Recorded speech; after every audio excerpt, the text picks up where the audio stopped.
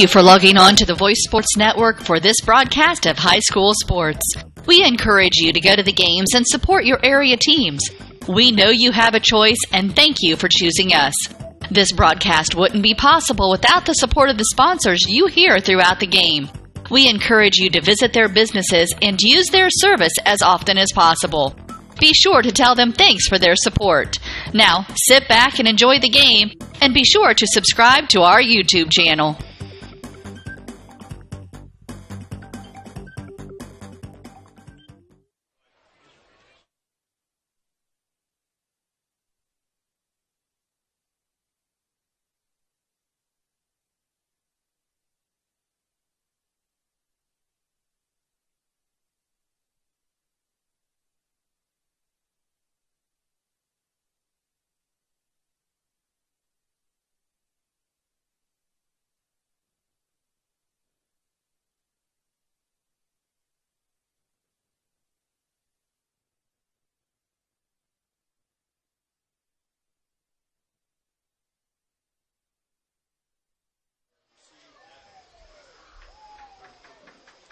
Ladies and gentlemen, your officiating crew tonight. The referee from Fort Wayne is Mr.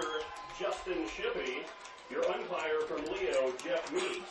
The head linesman tonight from Fort Wayne. Well, good evening, Raider Nation, and welcome to WellsCountyVoice.com. I'm Kevin Sills, joined here with Todd Bonvino, and we've got a heck of a matchup, a conference matchup, if we had it all set up, between the Southern Wells Raiders and the Woodlan Warriors.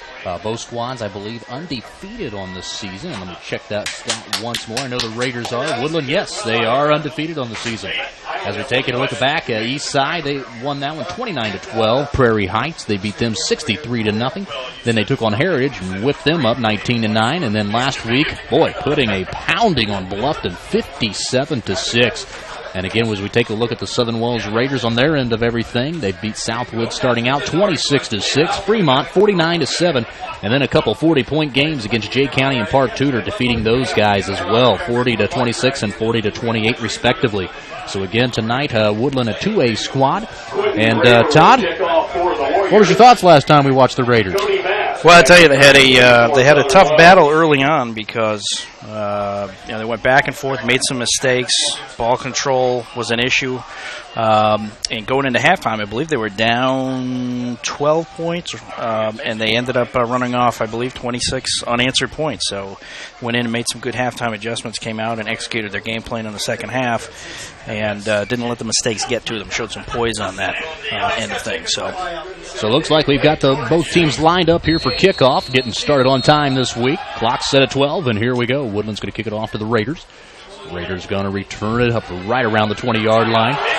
And it looks like number 21, Braxton Gerber, takes it for the Raiders. Hit once, tries to get away, gets it up to about the 35-yard line. So again, looks like we may have some rain in the forecast. We'll see if that holds off till the end of the football game. Raiders will set up here, 1st and 10 from their own 35. And we've got some football to play on Friday night. Yeah, we'll see what kind of impact the weather has. Early on, it feels like it's a bit humid out. So conditioning will come into play. And if it does rain, of course, that'll affect the footing on the field, especially for the passing game. Defensively, we'll see how that plays out. So Raiders lining up in a wishbone formation. I'm going to try to operate the clock tonight and see how we go on that. Right up the gut, they hand it to the fullback and gets just right back to the line of scrimmage. That's going to bring up second down. That's Cody Basher, ball carrier. Well, Murray led the way for the Warriors, along with Jordan. Sounds like Murray for the Warriors was in on the tackle. 2 yards on the play. So he did get just past the line of scrimmage. So again, just getting started underway, first quarter here at Southern Wells High School. Woodland with a bit of a size advantage, at least as their overall roster goes. They've got Wells has 10 kids that are 6 foot or taller. Woodland has 21. Single back formation, wings both sides, man in motion. QB keeper up the left side. Good run by Bonowith. He's going to pick up about 5. Ran their play a couple of times against Jay County for big gains and good discipline by the secondary. The safety came up to the point of contact and stayed with Bonowith. So Raiders set up for this third down. About 3.5 yards to go.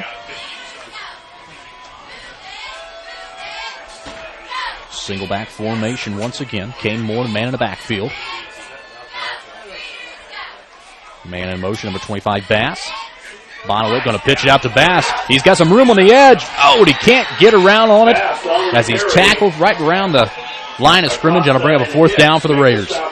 They got good defensive discipline so far by Woodlan as they ran the option to the right. Bonaway pitched it out as the first defensive player on the plate engaged the quarterback and forced him to make a decision after he pitched. The remaining defenders following up on the play, strung the play up all the way to the sideline and contained and to set the edge. And Evan Huffman back to kick it away here for the Raiders. Boy, last time Todd and I were with you, he was putting some heck of some boots out there. A couple of corner kicks there against Jay County. It was very nice. Here's a snap. Huffman gets it away, end over end. We get a good bounce here. Warriors going to try to pick it up. Can't get away from the Raider tackler.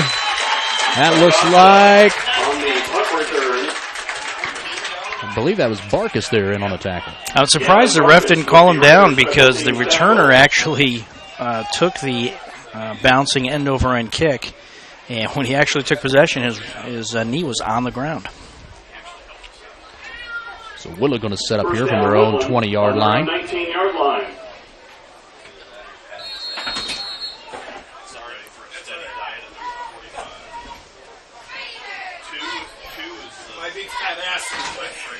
So Woodlan lining up here, wing both sides. Bunched up with the fullback right there. Hand off to him straight up the middle. Mitchell Van Brocklin, the ball carrier. And trying to continue to push forward. Looks like he might have got about a half a yard to a yard on the play. On 4th and 1, that play makes sense. I'm not sure what they were trying to accomplish there. On the stop for the Raiders. They lined up in a formation and went right up the gut with a jumping dive over the line. Take a look at the Woodland sideline. Is the coach sitting there with his head down? I'm not sure. Okay, we're going to line her back up. Am I missing the tight formation? I don't see any here wide we go. receivers. Fullback's lined up a little farther back this time. There it is. Hand off over to the right side. Number 2 for Woodland as a keeper trying to come up the middle. Raiders struggling to make the tackle. That's Trevor McCarter. And McCarter did a nice job of remaining patient, swung out to the right side of the extended line of scrimmage and waited until his blockers engaged somebody and then looked for the cutback lane. Gave a little bit of a stiff arm and got a few yards on that play. Not a bad run. So 3rd down and about 2.5 yards here to go for McCarter.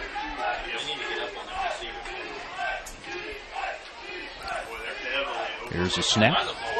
Hand off over the left side, 45. He's got a good hold there on the edge. Picks up the first down and then some. Boy, they're making no bones about it. They're lining up big and tight in their formation, and they are running the ball right at you. And that was Mitchell Van Brocklin, a senior at 6'2", 240, so that's a hefty load to bring down. Well, and when you get a game plan like this, it's all about foot position. The offensive line, if they get the proper angle on their defender, they create the lane for the running backs to open up. Durquez back, quarterback, hand off to the left side to number 24.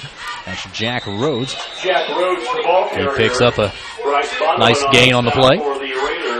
About 4.5, 5 yards. Again, no mystery to it, but this is where you also have to watch for the stack heavy to one side, the fake handoff to that side, and the reverse. So the discipline of Wells' defense on the weak side has to be there. You can't go chasing, over pursuing, or else they're going to leave some plays on the far side wide open. So single back formation once again here for the Warriors. Man in motion left side, number 24, Jack Rhodes again. Gets the edge. Looks like he's going to pick up that first down. So the Warriors just moving it right along here against the Raiders. Once again on the stop for the Raiders. Power football so far, so good for Woodlan. On their own 49-yard line. So right at midfield, just inside their own territory. And Raider defense struggling a bit here on closing that edge up. Well, they're reactionary right now. They're getting no penetration. They're simply looking to see who's going to engage them and hoping that the secondary linebackers will come in and plug the hole. Quarterback drops back to pass, play action. And they get over to the right side, and Raiders make the tackle right around the first down marker. And I like the call by Coach Haydock for Woodlan. Mix in a pass here and there. keeps the safeties from creeping up too far and providing run help. So they're making it difficult for Southern Wells because the front line is not getting penetration. They're simply not getting back there. Take a look there on the sideline. Coach Fouts giving some talks to some of his defensive linemen. Single back formation. Little screen pass over left side to number 24. I believe that's Rhodes. Makes a man miss. Continues to get up on the edge. And finally brought down around the 19-yard line. And the open field tackles, you've got to have discipline on the outside when you get engaged with a player like that. And it looks like Barkus made the tackle on the play. First down, Woodlan. Rhodes having a huge impact so far in this game.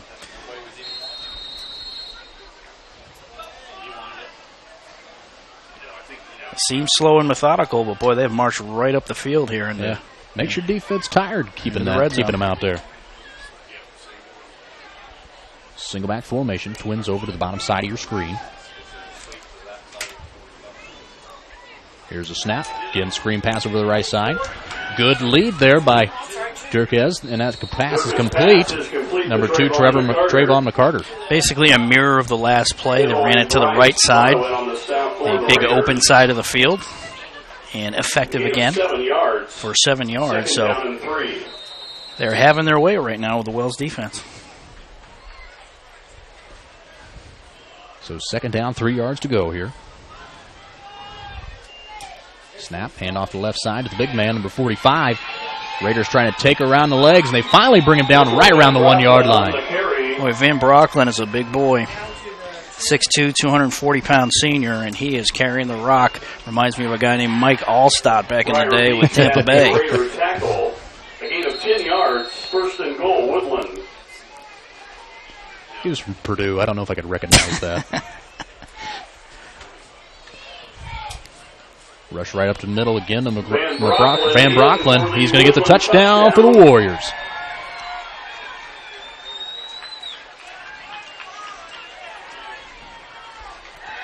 So Warriors going to go up 6-0 here. Start things off. As the Raider defense is definitely going to have to find some adjustments. Well, a concerning drive for the Wells defense, as they really had no answer, and really important now for the Wells offense to be on the field for more than a 3-and-out. Kick is up. Looked pretty good from my house. And it is. Kick is good. It's Woodland 7, Southern Wells. It's a great opening drive for Woodland as they lead 7-0. So as they take a quick break, so will we. We'll be right back.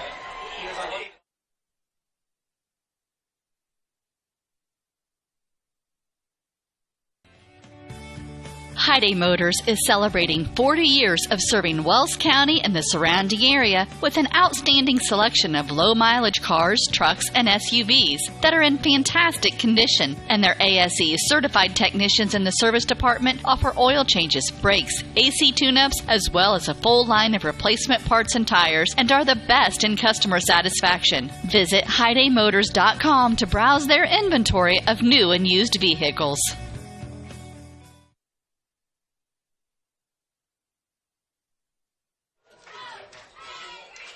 Welcome back, Raider Nation. Again, we're here live at Southern Wells High School.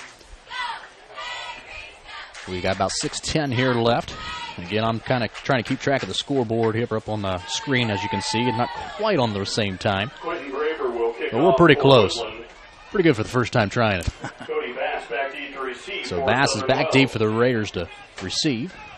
And again, hopefully Raiders can get something going on offense here, as they were 3-and-out the first time around. Kick is good.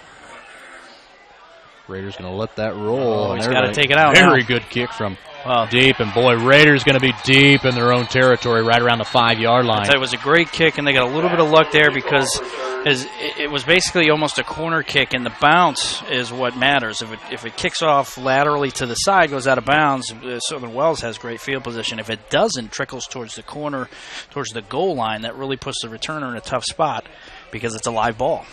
So he grabbed it just outside the goal line, but his momentum took him into the end zone, and he had to take it out. So they're going to start inside their 6-yard line. So it's going to be a test right here for the Wells offense. They need to produce. So Raiders going to sit up here.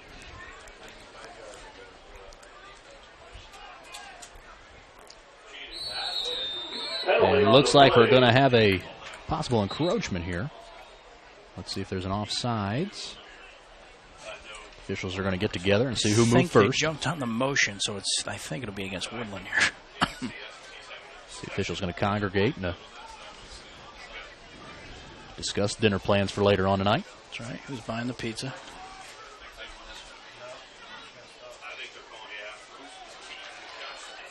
False start on the Raiders, so that'll move them half the distance to the goal line.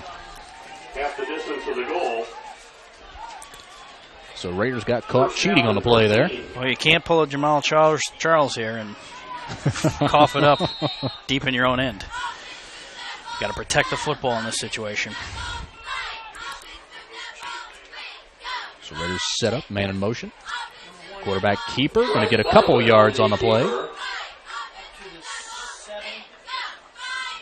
And that seems to be Bonnewood's favorite play. Durant had the tackle for the Warriors. A gain of 4 yards. The option left, quarterback keeper into the B lane. So Raider offense second down now, and about 9 yards to go.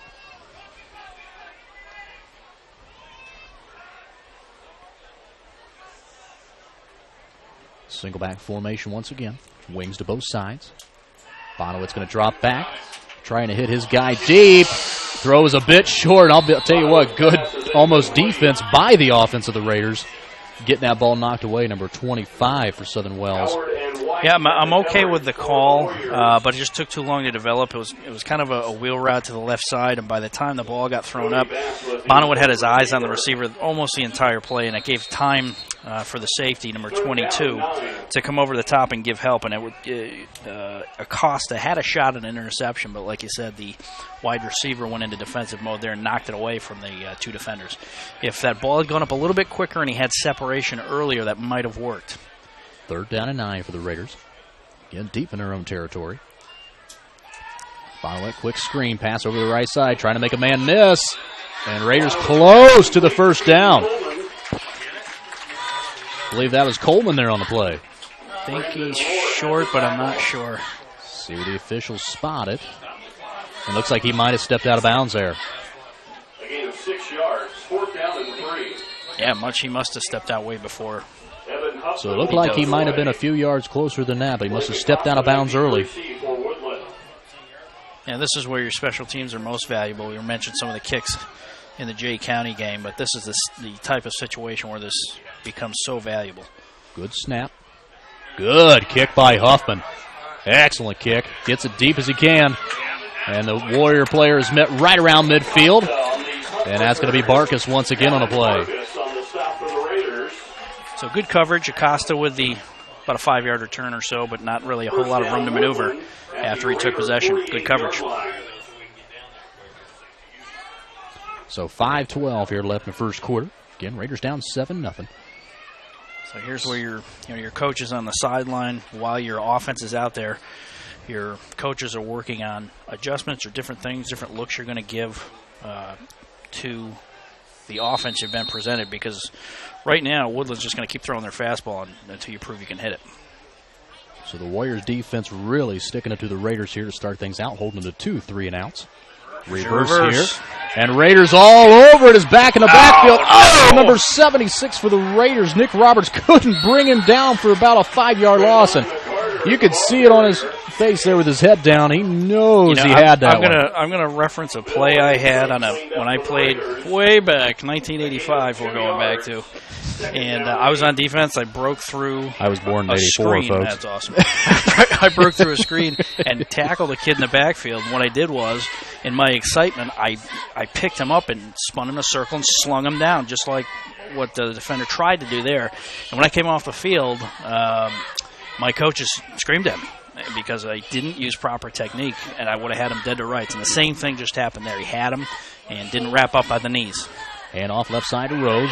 And Raiders are all over it. That's going to bring up a 3rd down. So the defense looking pretty good to start out things this series. And what I like about that play, little things, as the first and second defender made contact with the running back and engaged him, the third guy in was going for the strip. So they're talking about how to slow this team down a little bit. That's one of the ways to do it. Make them think about other things besides just making their way up the field.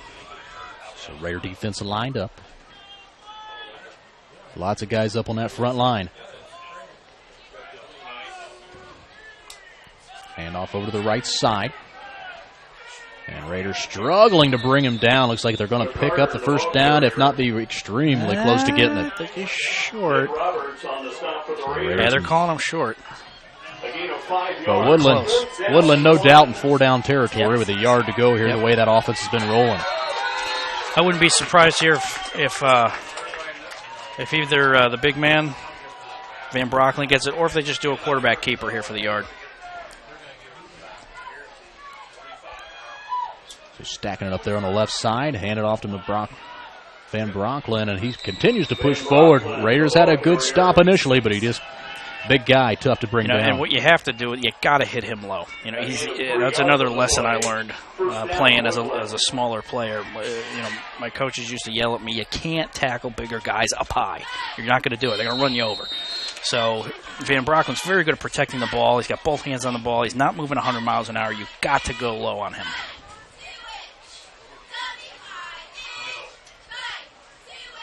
So play action pass. Raiders right there. Number 30 catches it.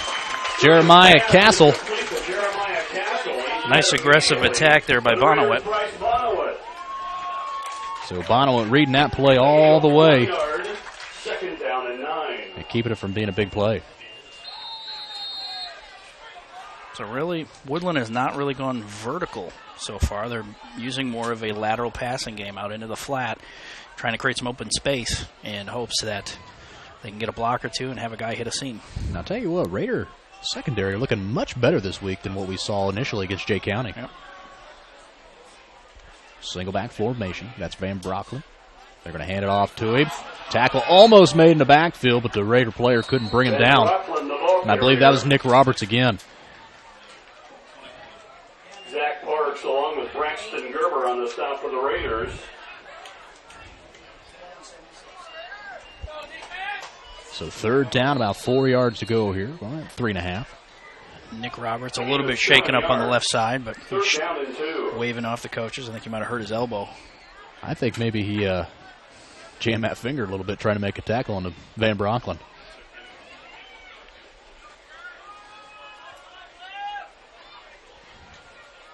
So just a little over 2 minutes left here in the first quarter. Hand off to Rhodes on the left side. Raider players missed the tackle. As Bonowit had a good opportunity there, but again, boy, had his head down when he went to make that tackle. Couldn't see where he was going. Yeah, as Rhodes was running with the football, he got skinny. So what he was doing is he's got his hips square to the line of scrimmage, but as that defender comes in to make a hit, he's turning his shoulders and making it more difficult to get a grip on a guy when you go up high. You've got to go down low on these running backs.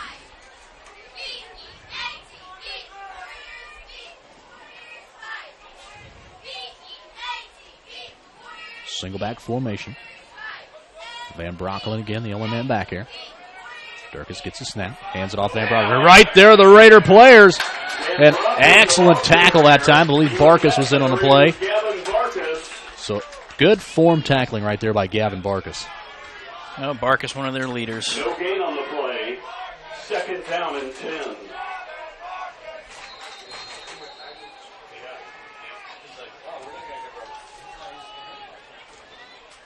So just over a minute now left in the first quarter. Woodlan just, almost putting the Raider defense, trying to put them in a daze here as they're just gradually making their way down the field. Second down, 10 yards to go. Keeper. Bootleg over to the left side. Quarterback has some room. Runs over one Raider defender and gets in again. As the Warriors are going to increase their lead up now 2 touchdowns over the Raiders. Very effective on the bootleg, simply because as quarterback Dirks is giving his handoffs on each and every handoff, he's almost sprinting in his follow-through. So it didn't look any different than most of his other handoffs. So when he ran the bootleg, the defense was caught off guard. And I mentioned that a little bit ago about staying disciplined on the weak side. So Warriors setting up the kick. Up and away. Look pretty good from my house. The officials agree with me. It's good. 14-0 over the Raiders are the Warriors. Todd and I will be right back.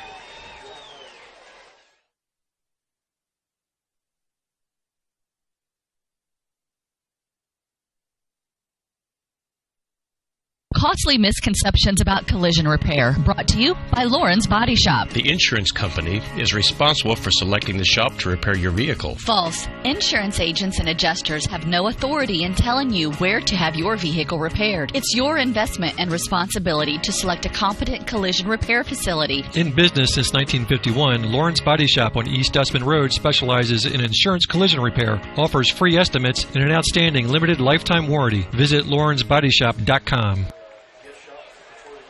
Welcome back, Raider Nation. 56 seconds here or so left in the first quarter. Raider defense, boy, getting a workout out there as that Warrior offense is just gradually is marching right downfield, wearing them right out. Well, and it's not time to panic yet, obviously, because if you can drive down the field, get a score, you cut this thing in half, and it changes the ball game. What you cannot have, again, is a 3-and-out. Your defense is already gassed a little bit. You've got to buy them some time. So there comes a point in a game like this where, as a coach, you're going to decide whether or not to pull some tricks out of the bag to give some different looks. So kick up to Gerber on the play. Good return. Bringing it up to about just inside the 40. And Raiders will take over in their own territory. Raiders yet to get a first down. So let's see if that offense can get some momentum here.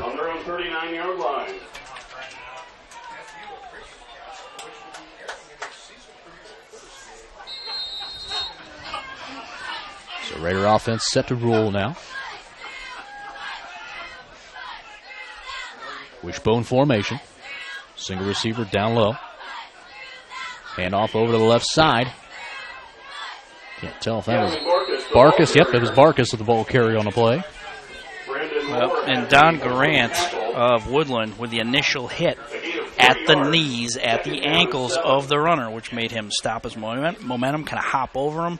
And the second and third defensive player in on the tackle got a chance to hit the runner in a standstill position. So still good gain there for the Raiders on the play, about 3.5 yards. Second down at about 7. Wishbone formation. Kane Moore has a hold of it. Good run by Kane Moore on the play. Boy, needs a tuck-out football inside, but he picks up the first down now in Warrior territory. With 3 seconds left or so here in the first quarter. Raiders' pride is going to let that clock roll out once the official gets things going. And they will. We'll go into the second quarter with the Raiders having a little bit of momentum on offense. Let's see how the second quarter shakes out here for the Raiders. Todd and I will be right back.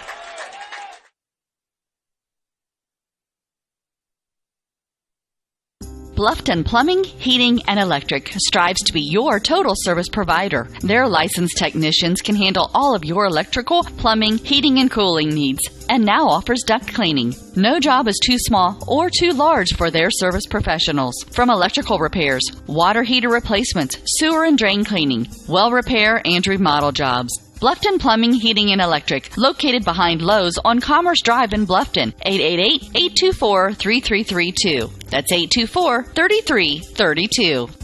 Indiana is filled with fabulous golf courses that offer a variety of experiences and are as diverse and distinct as the regions they're in. And there is one right here in your backyard that you shouldn't miss.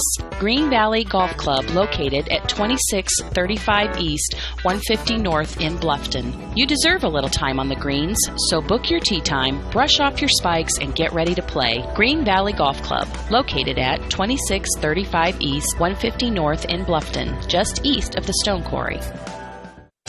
At First Bank of Bern, you can depend on us for checking accounts that fit your needs. We have free checking with no strings attached. Absolutely free checking with a free Visa debit card, free online banking, even mobile banking. Stop by or call any First Bank of Bern office. We'll help you find a checking account that is perfect for you. First Bank of Bern, employee-owned and conveniently located. Visit us online at firstbankofbern.com. Member FDIC, Equal Housing Lender.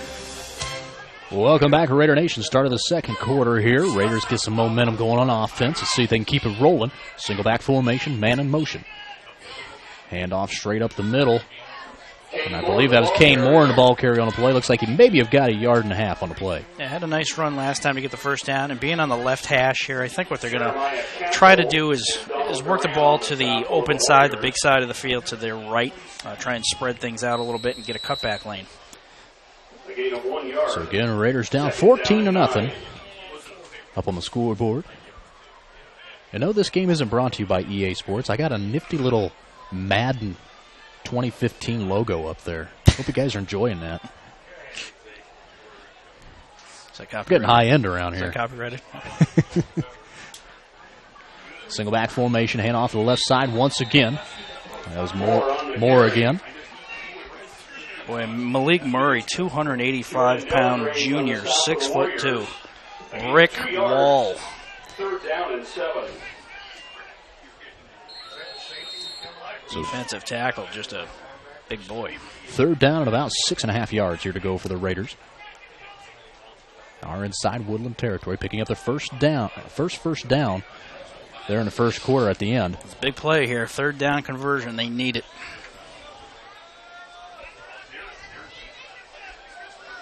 Kane Moore, single back formation. And fumble on the snap, and can't tell if the Raiders got back on in time. Woodland thinks they have it. And they do. It's going to be Woodland ball here, midfield. Good starting field position for them. And one thing the Raiders can't afford to do tonight with a good Woodland squad is make mistakes. First down, Woodland on their own 46-yard line. Yeah, that puts the defense obviously in a tough spot here.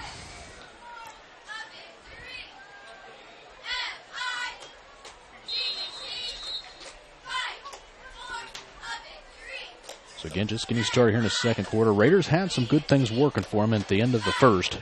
Yeah, I think they have to come up, play a little bit more of a tighter bump and run on the outside and try and blitz up the middle. Warriors going to drop back to pass.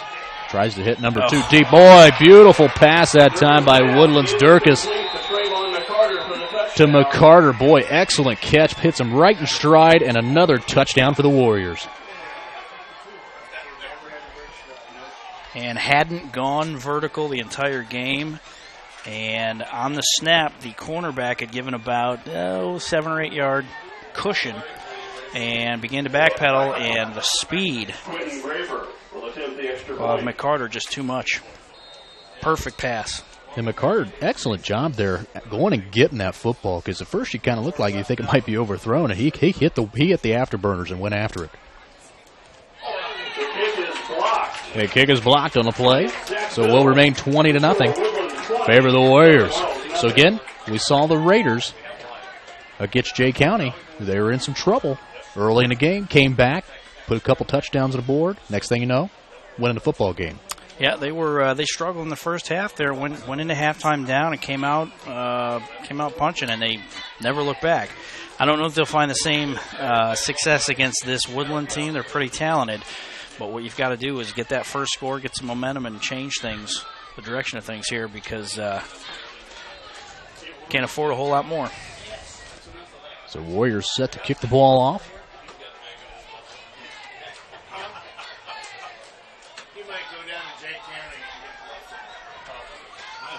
Again, 20-0 on your scoreboard.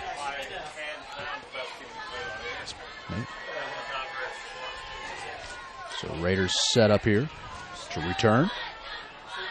Boy, still a muggy night. Nice night to sit on the porch. What do you think, Todd? I like air conditioning, too. It's going to get cooler here. Sun's going to go down a little bit more. It'll be nice and cool. Warriors kick a high pop fly to the Raiders, who mishandle it. Raider player is able to pick it up and brought down about where he picked the football up, around the 24, 25-yard line in their own territory. Raiders will set up on offense. Well, not a football to play here yet, but first down, Raiders on their own 25-yard line.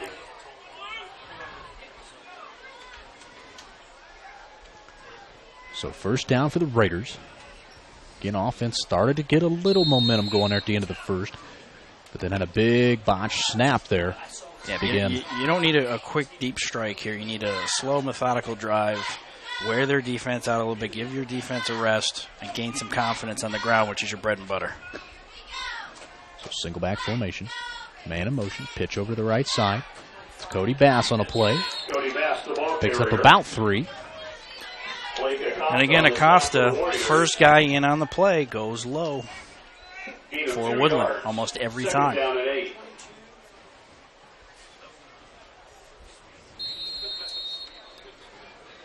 So Raiders getting the call in from the sideline. Second down and about 7.5 yards.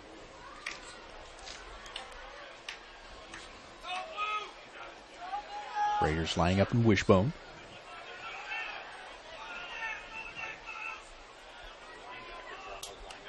Here's a snap. Handoff right side to Bass. Gets hit hard as he comes off the tackle. He almost fumbled. I couldn't tell if he was trying to change hands after the hit or if he lost control of it. But that was a vicious hit at the point of attack. So it looks like the Raiders maybe picked up about a yard on the play.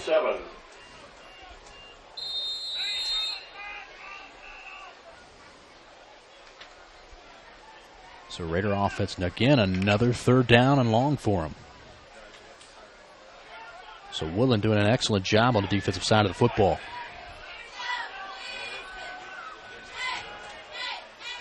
Barkas in motion. Boy, Woodlan sniffed that one out from the beginning. Bass hit in the backfield for a couple-yard loss. That's going to bring up fourth down. Keyshawn White with penetration on the right side of the defensive line and got to the ball carrier almost at the same time he got possession of the ball. So not much you can do as a runner there. Huffman will punt it away. So let's see if Evan Huffman can get a good kick away. Oh, and he botched that one off the side of his foot. He's probably only going to net about 10 yards on that one. Yeah, about 35-yard line, I think. Yeah, 36. First down, Woodlan. The Raider 36. Well, gut check time here. You got to come up with a play on defense. So we saw it a couple weeks ago. Raiders having 2 pick sixes. But Woodlan with the big lead, you don't look for him to pass right now. So Raiders need to make something happen up at the line of scrimmage.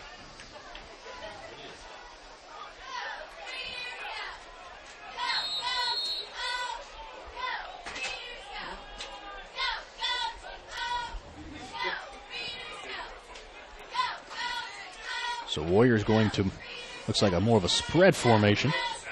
So, hey, maybe I'm wrong. Maybe they're going to go for it here. Timeout, Southern Wells. As Southern Wells takes a timeout, so will Todd and I. We'll be right back.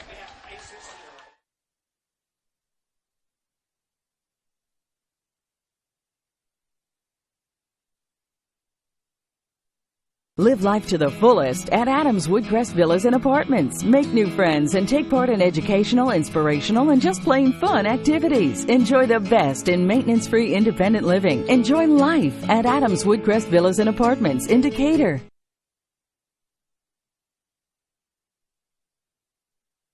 Live life to the fullest at Adams Woodcrest Villas and Apartments. Make new friends and take part in educational, inspirational, and just plain fun activities. Enjoy the best in maintenance-free independent living. Enjoy life at Adams Woodcrest Villas and Apartments in Decatur.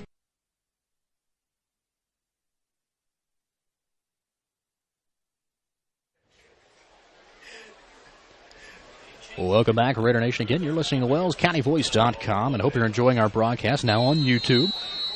As we've got the Southern Wells Raiders versus the Woodlan Warriors here tonight in Pinedo, Indiana. So spread formation here. Dirk's going to quick pass over left side. The ball's botched loose. The official's going to call it incomplete. Didn't really have a good opportunity to make a good football play as soon as he caught that football, as he didn't have much control. Too bad, because that's the kind of play that Wells could use right now to turn the tide here. So good call by the official there. And so far, I've loved the play calling of Coach Haydock for Woodlan, mixing it up a little bit, showing almost exclusively run early. Now they go to a 4-receiver spread set here. And trips up top side of your screen. So let's see. Raider defense was right on it the last time. So quick bubble screen. And receiver makes a couple Raiders miss, and now I believe that was Rhodes again on the play. There's McCarter out there. He's got good footwork. Tough to bring down. They get 17 yards. First down, Woodlan. So Woodlan rolling again. They're going to elect to go with that big receiver set.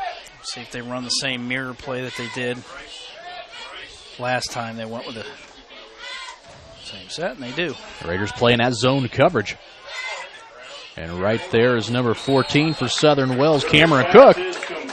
Makes a good stop there for the Raiders. Now, William Harding did a good job to focus on getting possession of the ball. On a play like that, you want to make sure that even if the ball may have touched the ground, you continue with the play, because that can be considered a lateral depending on the release point of the quarterback over to the wide receiver. 2nd and 11, Twins of both sides. So spreading it out, giving the Raiders another look, man in motion. There's a pitch over the right side, number 82, the man with the football. Flag on the play, couple flags flying. Somebody got caught cheating out there. There's a penalty on the play. And ball carrier was Alec Evans, the senior at 6'1". Holding will run the Warriors out. I'll knock them back 10 yards. Well, believe it or not, that can be a pivotal play. If Wells is to make a comeback here, they've got to get a stop on a drive here.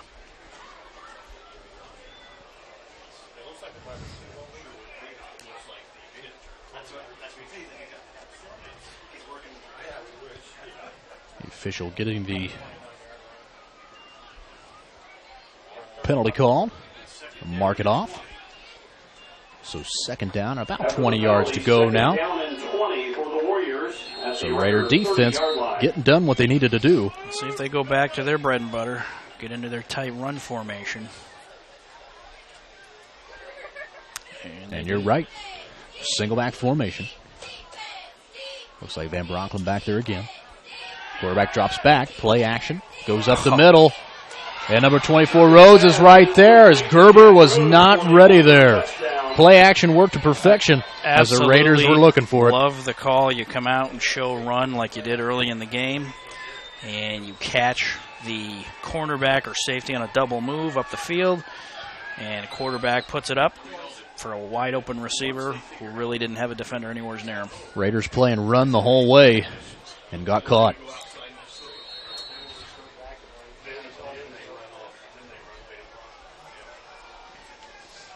Quentin Graber will attempt the extra point.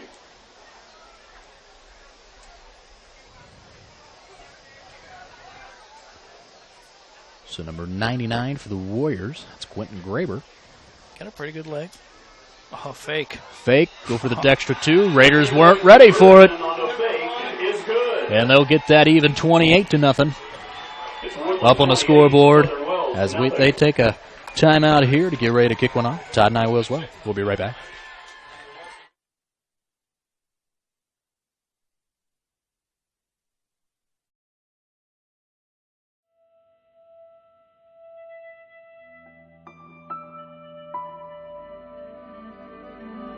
It's not always about speed.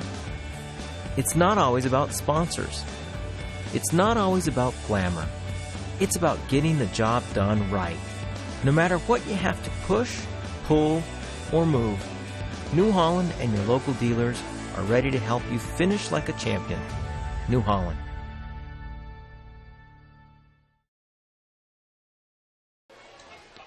Welcome back, Raider Nation. Again, we're here live at Southern Wells High School. Boy, Raiders struggling tonight on offense and defensive side of the football. As the Warriors, a very good squad. Right now, they're just beating them in every phase. Oh, he's down. And Raider player received the kick, lost his footing, and we'll take a knee. We'll take a knee. Take a knee. Can we get a touchback on that? Maybe they'll give it to us at the 20. Is that how that works? 13-yard line. So Raiders going to set up again deep in their own territory. It's a familiar spot for them, because they've been there most of the night.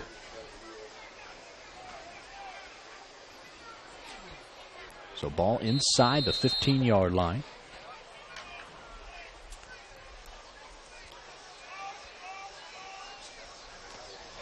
Got about 6:40 here or so left until the end of the first half. Raiders hand off over to the right side. Get a good gain on the play. Bass working for those extra few yards. Williams led the way for the Warriors along with Blake Acosta. And it sounds like Warriors Williams in on the play. A gain of 6 yards, 2nd down and 4. You're going to have to take some chances here. Down 4 scores. Still got some time left in the first half. Got to put the biscuit in the basket here to have a chance. Wishbone formation for the Raiders. Bonowit hand off to Barkus left side. And again, Woodland defensive line just penetrating the Raider offense.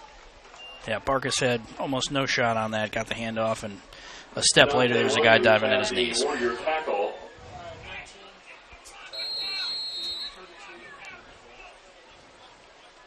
So one thing I would like to see the Raiders do here is maybe get a couple hard counts in there. Boy, Woodland really firing off the ball quick. Yeah, between good defensive foot position and good swim moves, they're just getting in between the linemen and getting in the backfield too easily. So Bonowit's going to drop back to pass. Uh-oh. He's got guys all over him. And not sure if he made the catch for the interception. They're going to say it's a catch. Couldn't tell for sure, but good effort. Acosta has had a pretty good night. Acosta with the interception. So Woodland offense now going to come back out in very good field position. As the Raiders make another mistake on offense. As, boy, just a lot of penetration from that Woodland defensive front. Yep, it's too much to handle. It's not as though there's one guy that keeps coming in from the left end or something like that. It's a different guy in every play. And when you get penetration up the middle, that makes it even more difficult to execute your running game.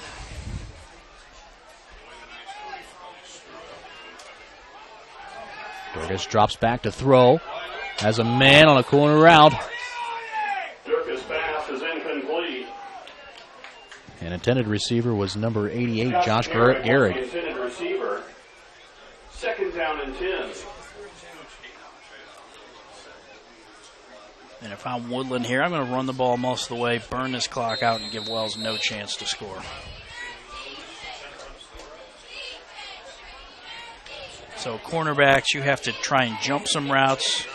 You're going to have to take some chances because your back's up against the wall here.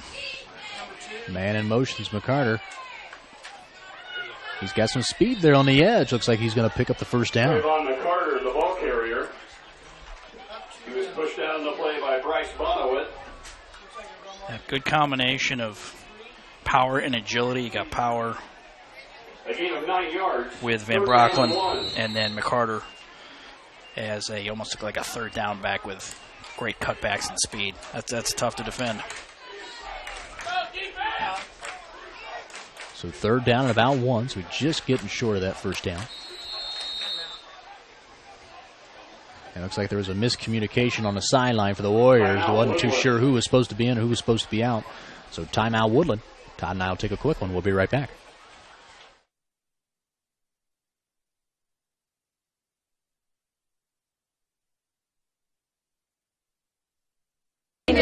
Surgical services at Adams Memorial Hospital, helping you be healthy in every way. We comfort and we deliver. The Maternity Center at Adams Memorial Hospital, helping your family be healthy in every way.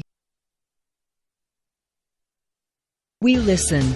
And we help. Behavioral health at Adams Memorial Hospital. Supportive so you're healthy in every way. We react. And we heal. Emergency services at Adams Memorial Hospital. Responsive so you're healthy in every way. We serve. And we care. Med-Surg and ICU at Adams Memorial Hospital. Always here so you stay healthy in every way. We monitor. And we prevent. Worthman Fitness at Adams Memorial Hospital. Our goal is for you to be healthy in every way. I expect Van Brocklin to get the ball here. So 3rd down and about 1 here for the Warriors. And off over the right side. Van Brocklin gets it. Hurls over one player and continues to move forward for a gain of about 7. I can see him as a fullback at the next level. Zach Biddle has the tackle. First down, Woodlan at the Raiders' 16-yard line.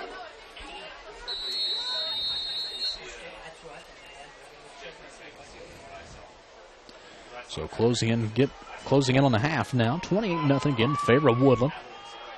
Hand off over the left side. Raiders players is not making tackles as the Warriors continue to move forward. Down to about the 5. I think just about everybody in the defense touched that guy. And maybe twice. That was a great effort. Had the Raider tackle. A gain of 10 yards. First and goal, Woodland. So Coach Yenser cannot be happy with the tackling effort on that play.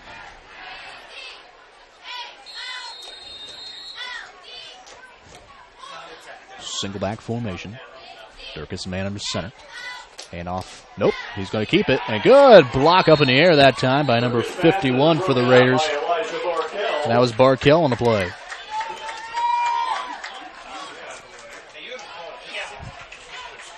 And looking for Josh Garrick out on the left side, but good defensive play for Wells. Again, I'm surprised that they're not sticking with the running game here to burn clock because, if they have a turnover or hold them to a field goal, there's plenty of time for Wells to mount a drive here. So second down a goal here for the Warriors. Inside the 2-yard line. Probably going to hand this one off, and they do over to the right side of Carter, who he's just going to use his speed to get in the end zone.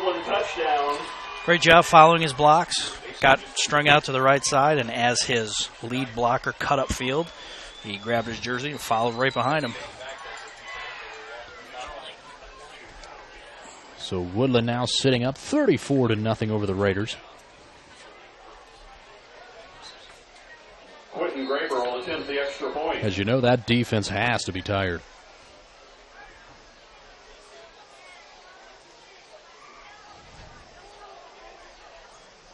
And kick is up for Woodland.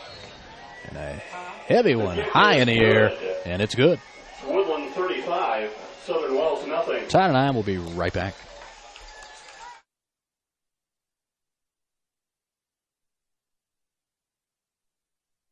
Troxel Equipment offers a full line of John Deere equipment. Troxel Equipment features a large inventory of all makes and models of pre-owned equipment that has been well maintained and ready for service. Most of Troxel's pre-owned equipment was traded in from owner-operators. Be sure to ask about our certified pre-owned units. Troxel Equipment has the ability to customize your financing, lease, or installment contracts to meet your cash flow needs. Visit any of our 3 locations in Bluffton, Huntington, or Wabash, or check out our website for our inventory of new and pre-owned equipment. Troxel Equipment, the dealership you can trust. Welcome back, Raider Nation. Raiders really getting beat up here on this one here in the first half. 35-0 right now. There's a Warrior squad looking very good tonight. Well, fundamentals across the board. Defensively, offensively, blocking, foot position, turnovers, all those things they are executing. So good kick away that time by the Warriors. Looks like Bass, I believe, is going to bring the ball up. He's going to get tripped up just past the 30-yard line. So good return for the Raiders. They start from about the 32.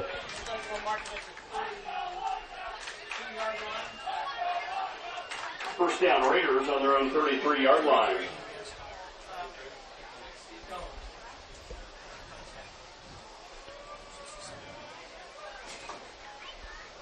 So 4:08 here, left till half. And Raider offense, boy, just desperately trying to get some rhythm going.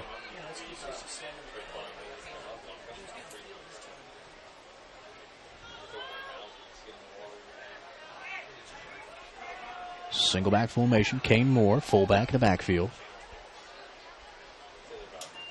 Hand off over the right side, and Moore's going to bobble it. It looks like he might have got it back. Keyshawn White had the tackle. So it looks like he picked up about three and a half yards on the play. Woodland making Wells fight for every single yard.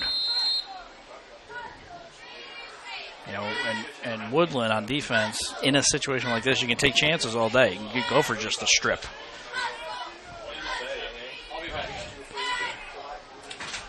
And Woodlan making some adjustments there on the defensive front. Raiders man in motion. Keeper by Bonowit. Bonowit trying to get to that second level. Gets a good gain on the play. And about a half a yard short of a first down. A gain of 6 yards. 3rd down and 1. So Bonowit gets a play in from the sideline. And this drive doesn't matter quite as much because of the limited time, but in the second half, you've got to come out with a faster pace on offense to have a shot. Wishbone formation. Bonowit going to keep it again.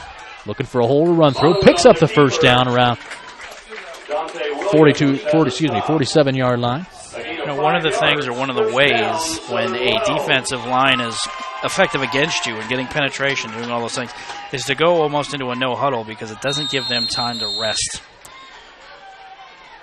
Keep them huffing and puffing and run sideline to sideline, try and wear them out. So wishbone formation once again. And Coleman out deep for the Raiders. Here's a handoff straight up the middle to Kane Moore. Boy, he's going to have a good strawberry on his thigh on that one as the safety came up and gave him a good swat. Yep, hit him low. A gain of 11 yards. First down, Southern Wells. Good run, but like you said, he's paying for it. Every hit.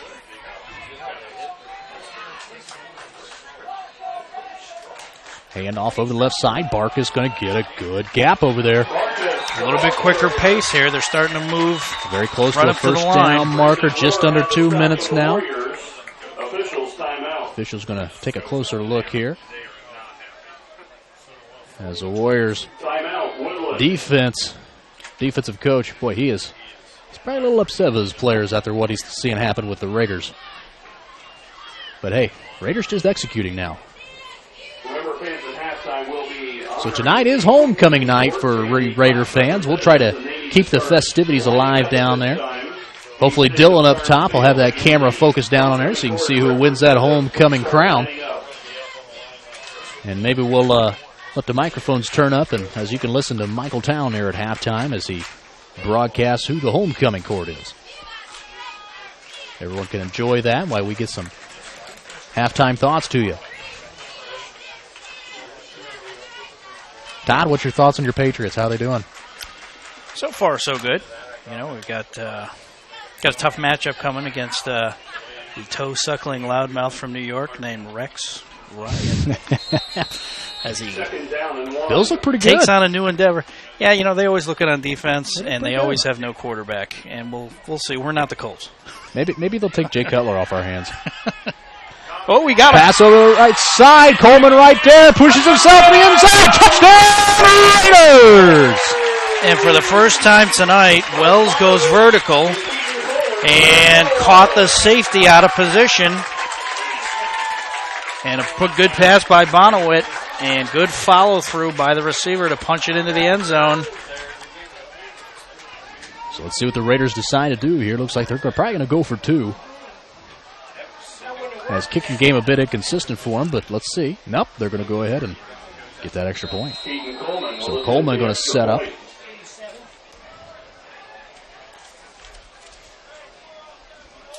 Snap is good. Kick is up. Very low. And I'll tell you what, if we were playing soccer, that would have been a goal.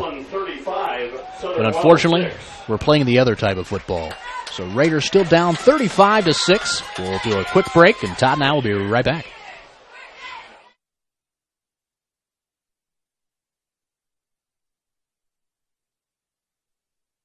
We collect and we analyze. Laboratory services at Adams Memorial Hospital. Information to keep you healthy in every way. We image and we discover. Radiology services at Adams Memorial Hospital. Thorough so you're healthy in every way. This is your moment. Explore the University of St. Francis. Known for our quality academic options and dedicated professors who practice in their fields, you will discover the perfect program to fit your interests and goals. Hands-on experience with internships, clinicals, and co-ops makes a USF education a great value and investment into your future. Apply now at sf.edu. We are seeking applicants for $15 million in scholarships this year. This is your moment. Believe. I think they go onside here, Kevin. You got, I don't say nothing to lose, but nope. Going to go deep with it. And Woodland comes up with it. 82, the return man. And Raiders tackle him right up there around the 30-yard line. And the carrier on that one was wrong side of the score sheet here, Alec Evans. I would have liked to have seen a Sean Payton move there, only because Woodland gets the ball to start the second half. Woodland at their own 32-yard line.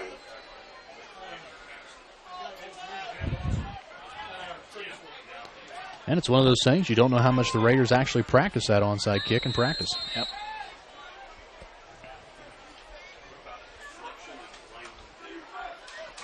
Spreading the offense out again. Durkis drops back to pass. He's got his man deep once again. And another beautiful pass from Durkis over to McCarter again. Wow, what a pass on that one. What a catch. Well, I wish Jay Cutler could do that for the Bears. A perfect throw. You know, I was going to say the one weakness on Woodland is the mechanics of the quarterback. It doesn't seem like he necessarily has a strong arm, doesn't have a quick release. He brings his arm back almost like a pitcher does on the mound. But I tell you what, that both of those passes to McCarter, bombs down the field, perfect spirals, hit him in stride, just beautiful execution. Here's a snap. Chick is up. And it's good. Putting on a clinic. So Woodland extends the lead back out again, 42-6 over the Raiders. And we'll hit a quick break. Be right back.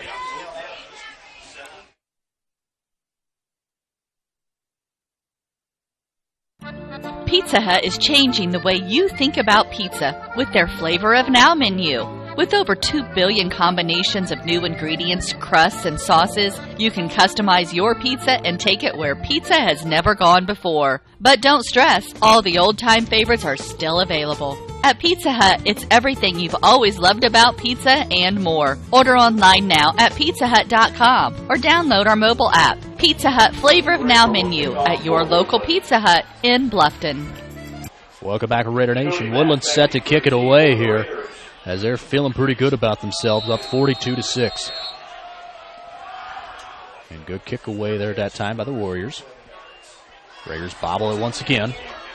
Gonna pick it up, try to get to the edge.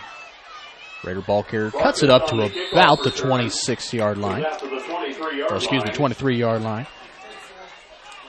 And first down set up here for the Raiders. Minute 18 left here in the first half. First down, Raiders. They're on the 23-yard line. Burn some clock off here for us. And Raider offense showing a little something last time, having that quick seam pass to Coleman.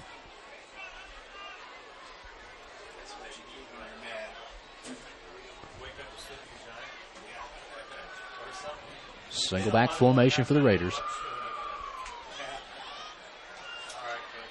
Man in motion. Hand off to Kane Moore on the play. Great effort by Moore. So Raiders give the Warriors a little more. But again, even on that type of play, two different Woodland defenders in on a perfectly executed tackle. Shoulder into the gut, hand around the back of the knees. Second down, about 3 yards to go here. Bonowit keeps it.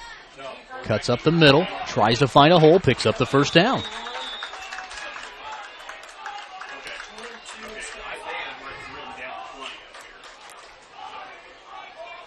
Got to have a quick play call here.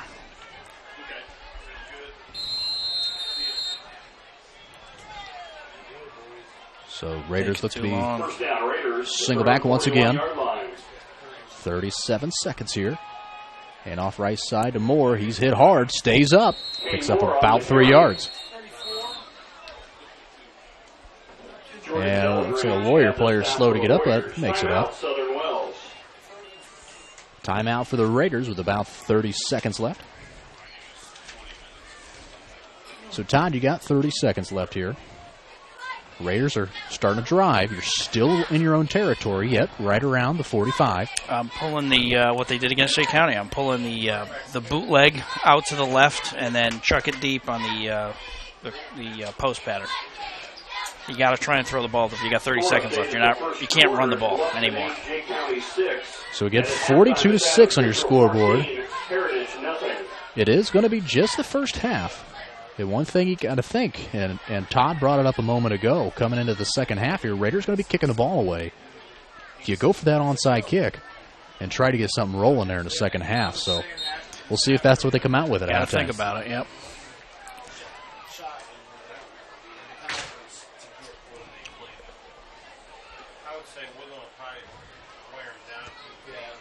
So second down, about 6 yards to go here for the first. Give 30 seconds till half.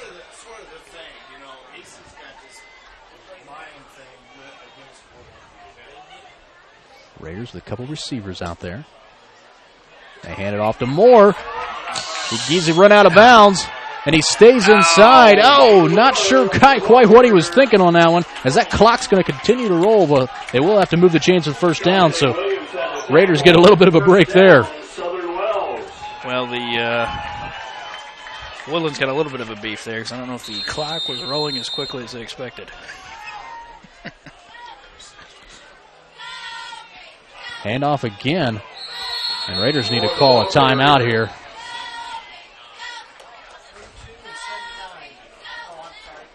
And they do. Yentzer gets a timeout call. So that last play right there, Todd, give me your thoughts on that. I mean, Raiders, we've got about 20 seconds here. They've got 40 yards to go. We come back and run it once more. Is it time to throw one? I'd be throwing this whole time. I'd be in shotgun throwing the ball right here. I understand it's not what they usually do. You've got to have that as an option, though. I mean, they love to run that same exact set over and over, one receiver split to the outside. And the running games are very effective, but when you get into a position where you have to change your game plan, you have to have that as an option. Same thing in basketball, for example. When you're getting beat down low, you've got to go to a perimeter game when you fall behind and you're getting blocked down low because you don't have the size. You got to change your game plan and make them change their defense as a result. So if I'm coaching Wells here, I gotta shake it up here and try and go more of a passing game with more receivers spread out and see if they can cover. You're down 6-1 here. You got to come up with something big. So number 80 there, the receiver in for the Raiders right now. That's Zach Biddle, tall kid. And they're going to go deep. Oh, they're going to try to go to the sideline. As safety came over top to Biddle, so... Boy, he had a receiver down about the 20-yard line. I would have trucked it deep, and maybe you get a pass interference and you get a shot at a toss to the end zone from the 15-yard line or so. 3rd down and 9. So 3rd down and long here for the Raiders. 9 yards to get that first. You got 15 seconds left. You're not looking so much to shorten that gap. You're looking to about do half the distance of the goal here. And Raiders going to set it up here. Twins at the top side. It looks to be Bass and possibly Biddle out there. And they hand off over the right side, and nothing. Jeremiah Castle at the stop. And the clock continues to roll.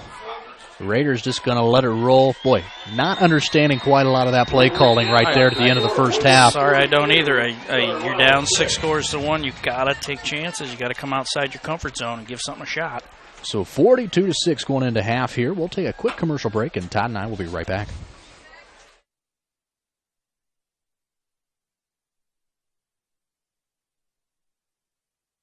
It took Subway restaurants to do flatbread sandwich great, fresh roasted until its flavor reaches the towering peaks of Mount Delicious. You may have had other flatbread, but once you sink your teeth into this appetite-busting mountain of flavor, you'll know this is the real deal. Get any of your Subway favorites on our full-flavor flatbreads and let your taste buds sink into the delicious depths of goodness. Subway of Bluffton, eat fresh with 2 locations to serve you in North Main and inside Walmart. Students nominated representatives from each class for the homecoming court and voted to crown a king and queen at tonight's ball game. Let's meet tonight. And welcome back, folks. We're going to let you listen in on some of the halftime festivities Your 7th grade representative and get an opportunity to recognize some of this Raider homecoming court. I'll let you listen in. Kyle is the daughter of Tyson and Tony Koppel. Kyle enjoys cross country, cheerleading, track, softball, and being around friends and family. Clay Banter is the son of Will and Christy Banter. He participates in track and field and enjoys boating and riding ATVs. He's also in 4-H showing horses and beef cattle. This summer, Clay traveled to Tunica, Mississippi, and was fortunate to win a world championship title with his horse named Chase. Kyla Koppel and Clay Banter. Your 8th grade representatives are Juniper Tucker and William Fichter. Juniper Tucker is the daughter of Dan and Tricia Tucker. She enjoys basketball, cross country, and hunting. William Fichter is the son of Lynn and Rhonda Fichter. William enjoys wrestling and water sports. Ladies and gentlemen, Juniper Tucker and William Fichter.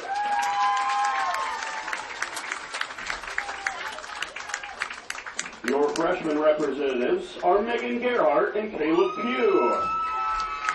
Megan is the daughter of Brett and Leslie Gerhardt. Megan enjoys playing the piano, cheering, and spending time with her friends and family. And Caleb is the son of Jay and Beth Kneppelkamp. Caleb enjoys playing baseball and basketball. He also likes swimming and hanging out with friends. Megan Gerhardt and Caleb Pugh. Your sophomore representatives are Courtney Lindler and Parker Blevins. Courtney is the daughter of Kevin and Tracy Lindler. She enjoys basketball, softball, helping with student council, and spending time with family and friends. And Parker is the son of Lynn and Tina Blevins. Parker enjoys playing basketball and hanging out with friends. Your sophomore representatives, Courtney Lindler and Parker Blevins.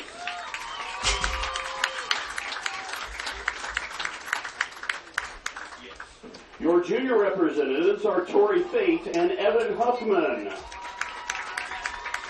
Tori is the daughter of Tabby and Howdy Fate. Her hobbies include hunting, horseback riding, and camping, swimming, and hanging out with friends. Evan is the son of Greg and Kim Huffman. Evan enjoys playing sports and hanging out with friends.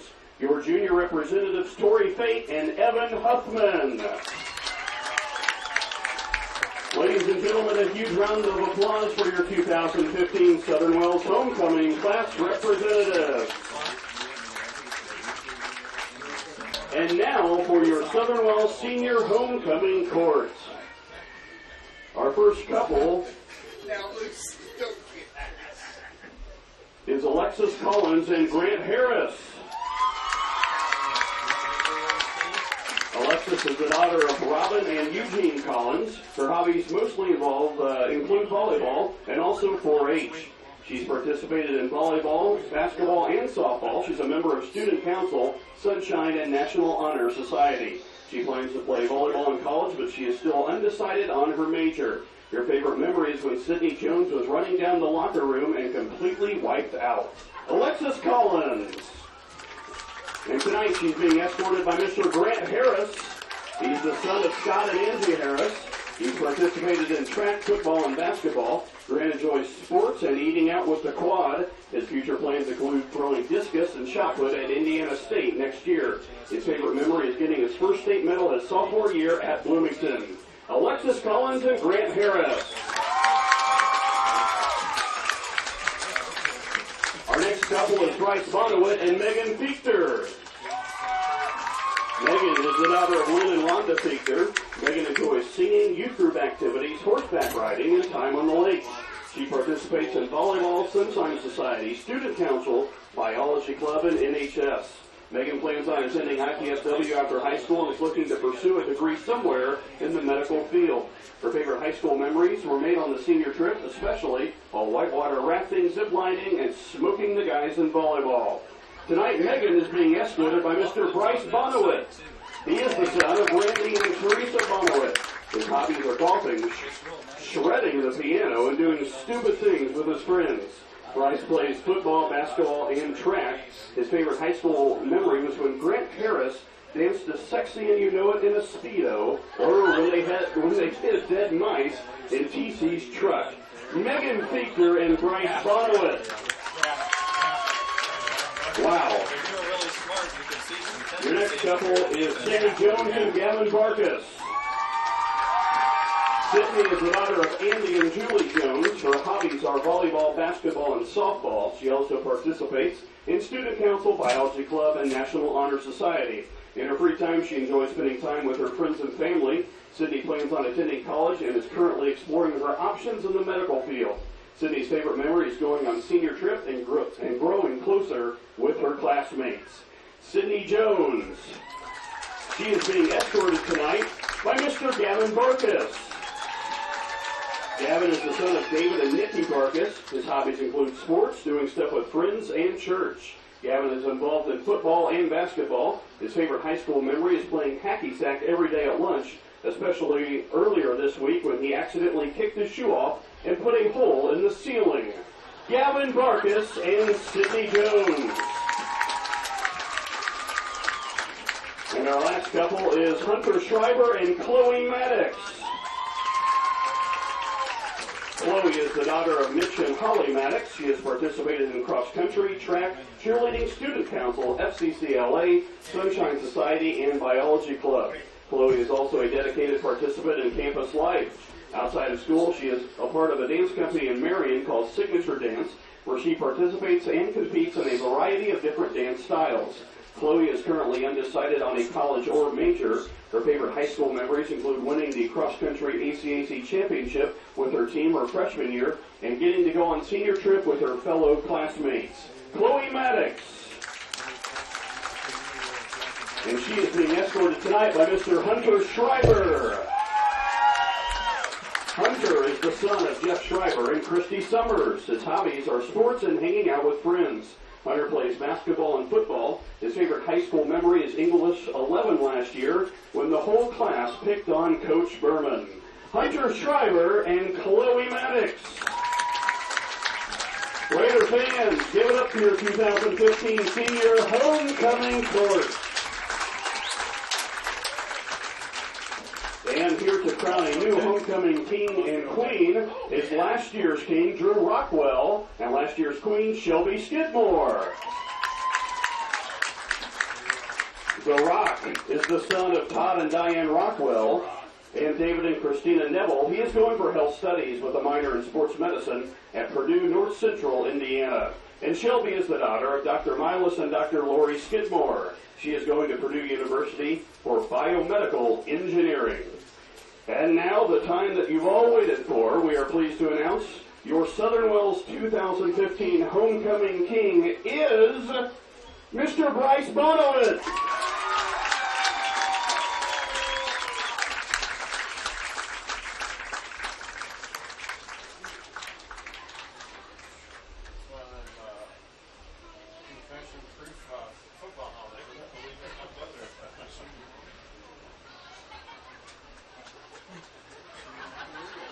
Come on, Rock.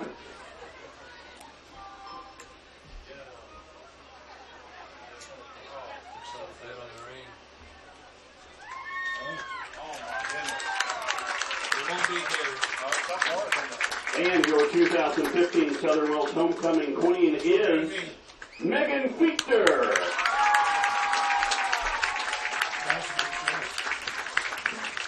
There you have it, your king and queen, Bryce Bonowitz and Megan Fichter.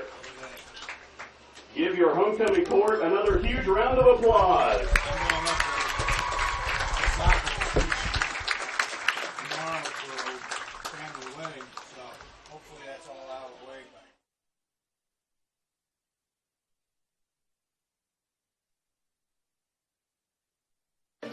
The new Kaler Nickel Foundation Family YMCA, 550 West Desmond Road in Bluffton, is now open and invites you to stop by and take a tour of the new facility. When you join the Y, you're not just a member of a facility, you're part of a community, surrounded by friends as well as caring and knowledgeable staff. Here are just a few of the benefits of joining the Y.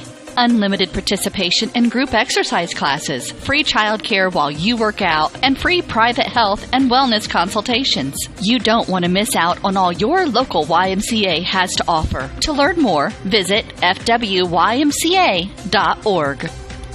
Great. I've got to walk by dresses, then hosiery, then women's fine clothing. Where are the men's clothes? Men, does this sound familiar? Avoid the women's department altogether by going to Masterson's Incorporated Store for Men. You heard right, a store for men. At Masterson's in Bluffton, you'll find famous make clothing like Palm Beach, Calvin Klein, Lauren, Van Heusen, and shoes by Johnson Murphy, Florsheim, and Dockers. Masterson's also has tuxedo rental and is the Boy Scout and Cub Scout distributor for the area. Wow, look at this. A store just for men. Masterson's Store for Men, 127 West Market Street. Hi, this is Dale from the Voice Enterprises. For countless years, I struggled with back pain, and more often than not, the doctors would just prescribe pain meds, which would just dull the pain. It wasn't until I was referred to Indiana Physical Therapy that I truly experienced pain relief. The professionals at IPT showed me the correct exercises and stretches for my problems, and my back pain began to fade away, and as a result, my entire body began to feel better. Indiana Physical Therapy's highly trained professionals treat all types of injuries and ailments and accept all insurance. For more information on IPT or to schedule an appointment, call 824-0522 or visit indianapt.com. T.W. Fable, a modern American restaurant, is located inside the clubhouse at Timber Ridge Golf Course at 2330 East, 250 North in Bluffton. You can enjoy a fine dining experience Tuesday through Thursday, 5 to 9, Friday and Saturday, 5 to 10. Kitchen closes 1/2 hour prior to lounge. If you are looking for a great spot to have lunch, visit 250 Grill to enjoy some sandwiches, wraps, salads, and appetizers. T.W. Fable Restaurant, 2330 East, 250 North at Timber Ridge Golf Course. Reservations recommended by calling 260-353-1360. What do you guys want to eat for supper tonight? I want Paschetti. I want Paschetti. Paschetti's Italian restaurant, where yes, you can get spaghetti and so much more. Subs, sandwiches, burgers, calzones, pizzas, salads, and a whole menu full of Italian cuisine and desserts. Paschetti's restaurant is conveniently located at 229 West Market Street in Bluffton, and they're open for lunch 11 to 4, 7 days a week. Fine, we'll go to Paschetti's, but I want some garlic knots. Paschetti's, open Monday through Thursday 11 to 9, Friday and Saturday 11 a.m. to 10 p.m., and Sundays 11 to 8 p.m. Paschetti's Italian Restaurant, 229 West Market Street in Bluffton. Welcome back, Raider Nation. We're here live at Southern Wells High School, 42-6 on your scoreboard. Woodland has the lead over the Raiders, and boy, Raiders just not really getting much flow of anything anywhere.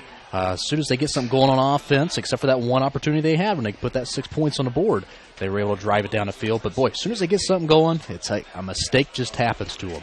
And defense is really getting tired out there, so we'll see what type of adjustments they're going to make at half. What do you got there, Todd? Well, looking at a couple of different things. Woodland's offense, obviously the running game with Van Brocklin providing the power, Rhodes giving them the speed and agility. They'll get a great 1-2 punch there. Receiving, McCarter is getting good separation, good footwork off the line, and they're not really giving much of a jam. They're giving a 7-8 yard cushion and letting that kid just take off down the field, and you can't keep up with it. So they've got to make a change there. Passing, Dirks is managing the game well. The one critique I mentioned, mediocre mechanics I'm not crazy about, but excellent touch on the long passes, so it's hard to get too critical. It reminds me of a guy named Bernie Gozar. Everybody hated his mechanics, but he took Miami to a pretty good season there. So. And then, of course, with the Browns for a long time. Great play calling by the coaching staff for Woodland with multiple formations, implementing all of their weapons. They're using all their kids, not really going to the well too often. They're really spreading it out nicely. Woodland on defense, getting great penetration in the middle of the defensive line. The first defender's going low, and there's always a second and third guy there following up with strip attempts. Good run support by their safeties as well. Keyshawn White, number 67, and Malik Murray, number 75. Just having a great game defensively for Woodland, and that's setting up their offense with great field position time and again. For for Wells on offense, really they need to increase the tempo here in the second half. They've got to pick up the pace here. They're going a little bit too slow, being down 6-1. They got to change things up. Although it's outside their comfort zone, they've got to go no huddle, try and wear down the defensive line a little bit, give their own defensive a rest, spread out the defense a little bit with some more receivers out there, multiple wide receiver sets to create more one-on-one opportunities for the offense. Pass a little bit more. This will make the D-line pursue across the field, try and wear them out a little bit. Again, making the Wells option running game more effective when they do then decide to go to it, because you go to the same 3 or 4 handoffs over and over and over, and you're getting met at the point of attack by a guy that weighs 280 pounds, and you keep getting stonewalled. You've got to change it up a little bit. On defense for Wells, you got to take more chances. I got to bring the cornerbacks up, play a little bit of more of a bump and run type of coverage. I know, they've got McCarter going deep, but unless you jam him at the line, he's going to continue to get a great running start on your cornerbacks. Linebackers, what I try and have them do is chip the wing receivers out of the backfield and blitz a little bit more from the edge. Try and get into that backfield to create some defensive plays here to change the momentum. More defensive line stunts to get some penetration as well. I'm not seeing a whole lot of that. And just from a basic standpoint, hit low on the initial contact and go for the strip the same way Woodlan is now. Wells has got to start doing those things. So from a coaching angle, I got to try an outsides kick. I got to try some different blitzes, mix it up a little bit. You got to go outside your comfort zone to have any chance in this game in the second half. So there we go, 42-6 again. Woodland Warriors have the lead over the Southern Wells Raiders. We've got about 3 minutes or so until we'll get some second half action underway. Boy, just looking through my scoreboard here on my phone, and I got to make an announcement to Todd. Cubs beat the Cardinals 8-3. They're 6 games back of first place. Hey. You thought you stole Theo from us out in Boston. I'm telling you, that's going to be between him and Madden. We talked about that before. That sets up for a good long-term outlook for the Cubs. Well, being a Cubs fan, you're used to Cubs standing for completely useless by September. And this September, you know what? They're not completely useless right now. So let's just see how that ends up. The beauty of the wild card out there. I like having them 2 wild card teams. That little extra added element to it. So we've got to begin about 3 minutes or so left until halftime is over. We'll send you a quick commercial break. We'll be right back.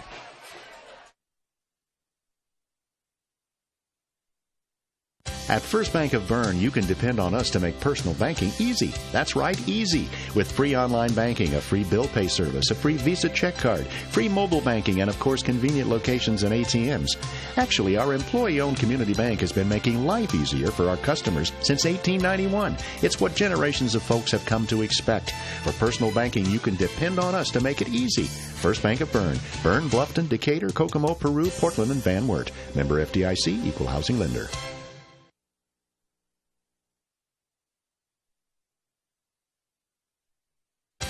At First Bank of Bern, you can depend on us for checking accounts that fit your needs. We have free checking with no strings attached. Absolutely free checking with a free Visa debit card, free online banking, even mobile banking. Stop by or call any First Bank of Bern office. We'll help you find a checking account that is perfect for you. First Bank of Bern, employee-owned and conveniently located. Visit us online at firstbankofbern.com. Member FDIC, Equal Housing Lender.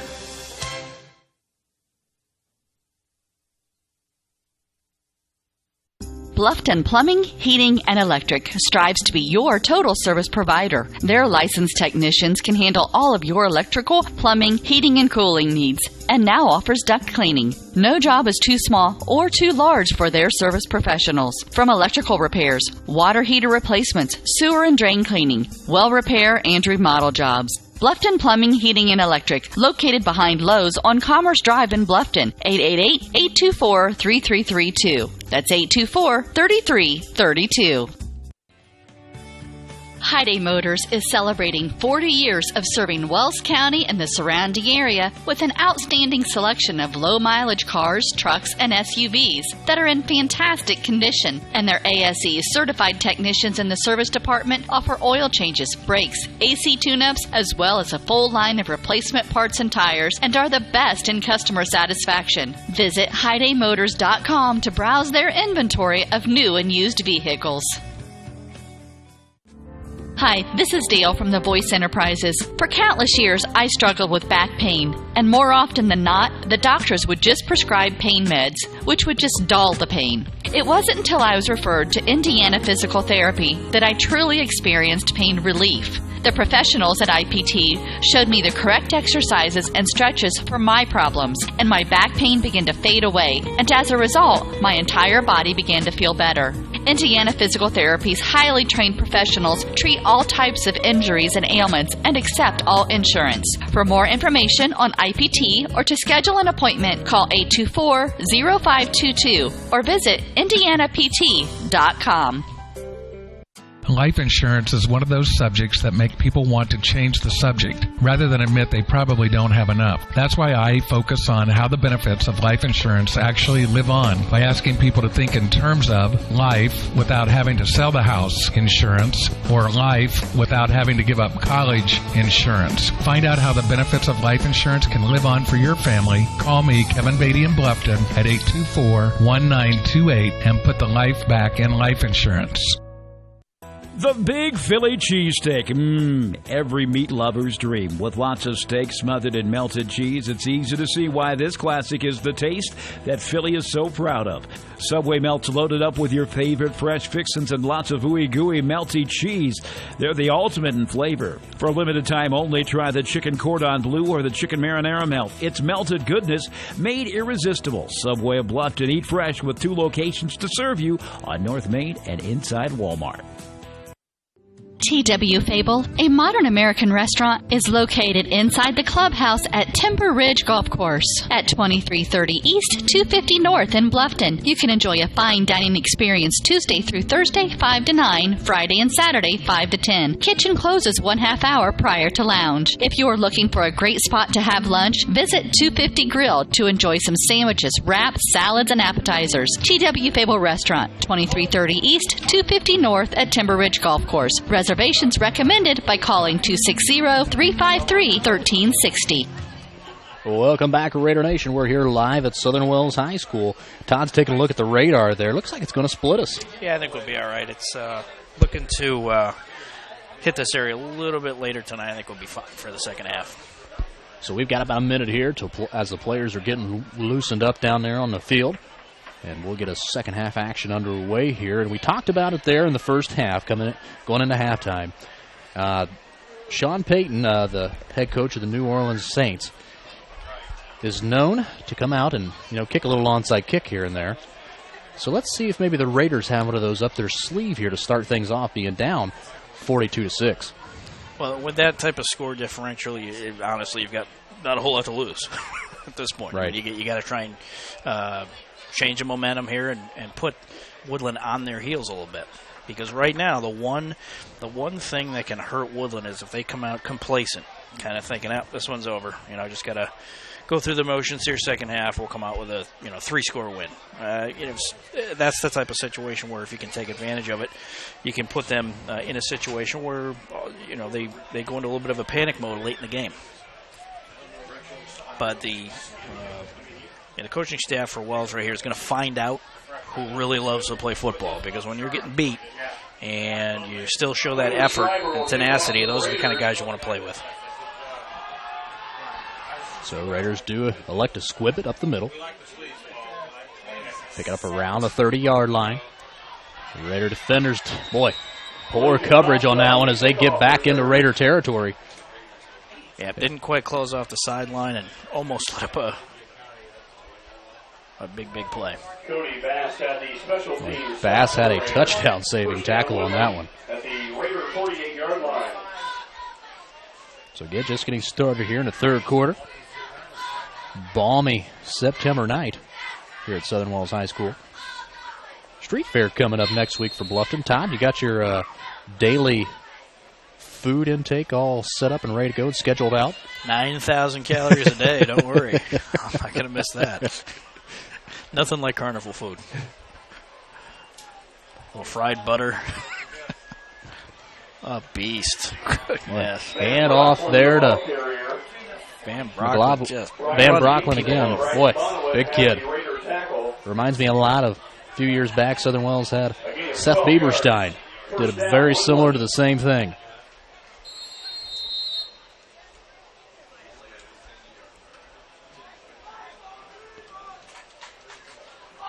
Single back formation. Offset man. And somebody got caught cheating on the play. Jack Rhodes, the ball carrier. Those flags go a-flying. There's a penalty on the play. Holding is a call against Woodlan.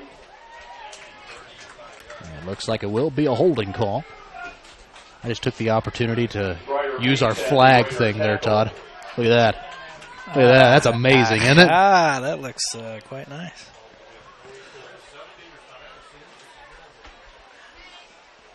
I would try the down and distance, but that's too much going on here at one time for me. You think Jim Nance runs the scoreboard while he talks to? I bet they got a team of several hundred people doing that. I'm just one man, one mission. I'm like Rambo up here. So first down, mile and a half here for the Warriors after the penalty. And brought down to the line of scrimmage is Rhodes.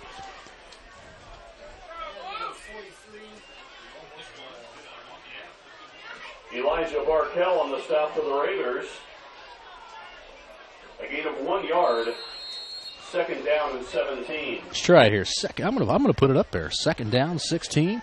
Let's see if I can keep this thing rolling for us. I had trouble just keeping the score up there when I used to do it. So second down. Warriors are in a Raider territory. I'm running the clock too, Todd. Can you believe this? I'm doing it all right now. Hand off over to the right side. Number 45. The big man, Van Brocklin again. Yeah, I tell you the problem, one of several, but when Van Brocklin's running the ball, every time he engages a Southern Wells defender, the Southern Wells defender is standing still. And he's running at them more than they're running at him, which I don't blame him, but at the same time, if you go low, you're not going to take his shoulder to the chops. You got to go after him. Make him react to you, because right now the defenders are reacting to Van Brocklin, and you're simply sidestepping them. So third down and 2 here. Single back there. And off to Rhodes, number 24. They're going to pick up the first down. Zach Clark's at the stop for the Raiders. First down, Woodland at the Raider 14-yard line.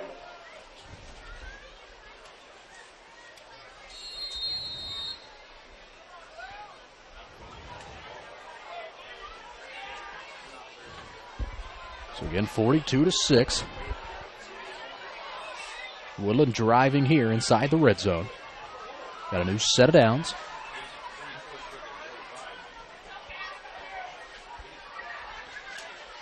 Offset formation. Turkish quick slant. Almost a great catch there by number 25 on a play of Woodland. Harding. And Dirks on the pass just tried to, I don't know if he was trying to go back shoulder which is not a bad throw because it keeps the offensive player in between the ball and the defender, but I don't think he did it on purpose. I think it was just a poor throw, and it looks like we got some rain coming down. Well, we do have a little bit of rain coming down. Our camera may go off here for a moment as we don't have anything up there to cover, so I hope Dylan's taking care of it up there. Electronics, not a big deal. Just a little shocking experience every once in a while.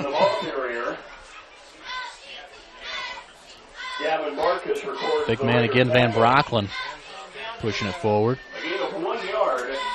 1 yard gain on the play. Third down and 9. And this rain could bode very poorly for another reason. I left the top off my Jeep at your house. Yes, you did. But you are parked below. The trees. So as long as it's a light rain, you're fine. As long as it's a light rain, you're fine.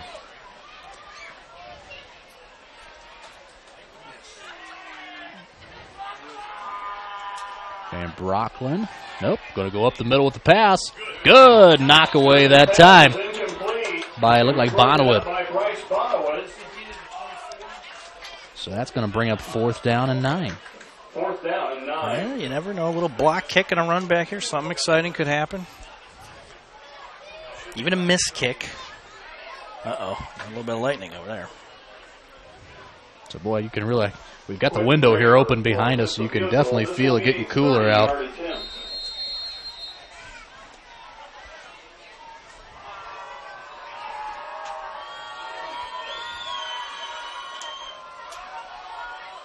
Almost kicked, gets the kick away. Looked pretty good, and it is. Wow. Thought he had the block.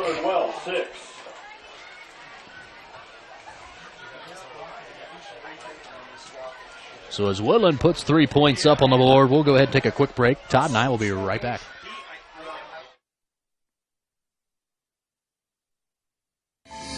This is your moment. Explore the University of St. Francis. Known for our quality academic options and dedicated professors who practice in their fields, you will discover the perfect program to fit your interests and goals. Hands-on experience with internships, clinicals, and co-ops makes a USF education a great value and investment into your future. Apply now at sf.edu. We are seeking applicants for $15 million in scholarships this year. This is your moment. Believe. Welcome back, Raider Nation. We're here live at Southern Wells High School. Looks like we got a little bit of a blip of rain just over top of us. Don't expect it to last very long at all. Good kick that time by the Warrior kicker. Raiders going to have to pick it up, and he finally does. But again, brought down around the 5-yard line again. Boy, Woodlan's kicking game doing a very good job tonight. Excellent. He's got a strong leg, a good directional kick. That's about the third time tonight he's put a kickoff, deadened the ball into the corner. And as a return guy, you've got to understand it's a live ball, and you've got to pick that up as soon as possible.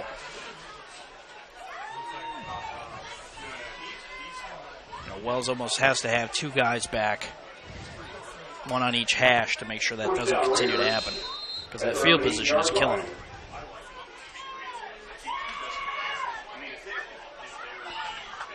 So Raiders set up here. 1st and 10. Deep in their own territory. Ball around the 8. Handoff over to the left side and brought down in the backfield. Loss on a play of about 3 yards. Excuse me. The ball carrier. Drop for a loss by Jeremiah Castle. A loss of 3 yards, 2nd down and 13. So that'll bring up 2nd down now and 13.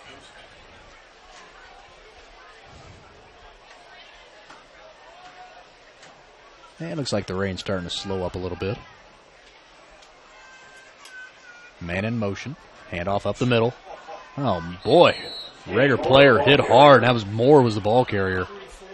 Delagrange on the stop for the Warriors. Delagrange with a big hit on the play for the Warriors. Again, time and again, penetration by the defensive line, whether it be footwork, stunts, swim moves, they're just doing a terrific job. They're controlling this game.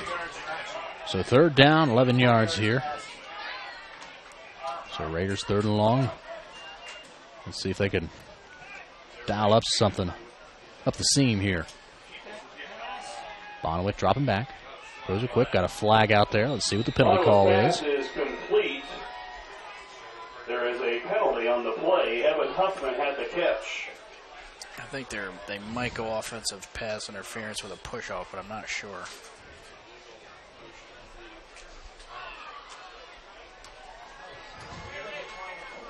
Illegal motion is a call against the Raiders. Penalty will be on the Raiders, and you think they would decline this if they can. The penalty is declined. 4th down for the Raiders.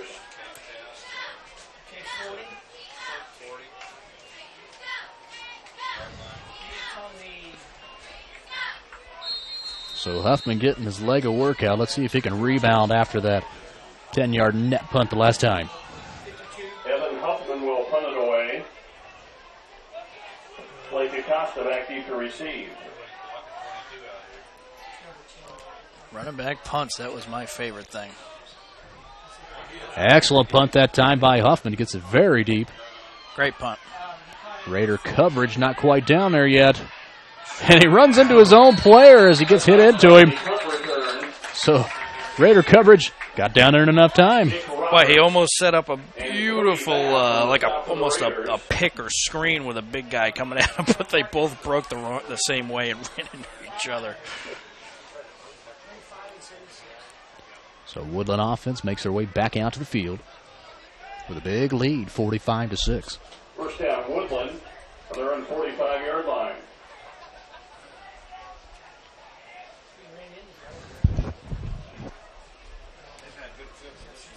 So, Todd, have you ever tried any of this? You keep hearing commercials about it, the FanDuel. I've debated that. They did a little news article on it last night talking about is it legal or not, and they investigated and found that it was perfectly legal, nothing wrong with it. And it appears to be, as far as we can see so far, everything appears to be legit. So it's it's basically fantasy football gambling, which that's part of the sport right now. You've got NFL Network and DirecTV and all these NFL associated broadcasters that are putting up stats solely for the purpose of fantasy football tracking, and that is becoming a huge business because they did twice as much gambling revenue from that as they did traditional gambling in Vegas. 24. Jack Rhodes, the ball carrier. Gavin Barkas once again on the stop for the Raiders. So to answer your question, I've not tried it yet, but I'm contemplating it. I played in a football league with my family for 7 or 8 years now. It's been a lot of fun, and we enjoy it very much. What's it take for me to get invited to that fantasy football league? To that league? Yeah. I think we do actually have one participant that is not family. So we might be able to squeeze you in there. Boy. There'd be a lot of trash. A lot of trash talking. Oh, that's exactly what I need. And off to the right side again to Van Brocklin. And this down and distance marker, I'm taking it off. It's too much to control here. I'm getting too quiet over here. And we got an update here from Scott Menser doing the Bluffton-Jay County game. Bluffton down 22-20 at half.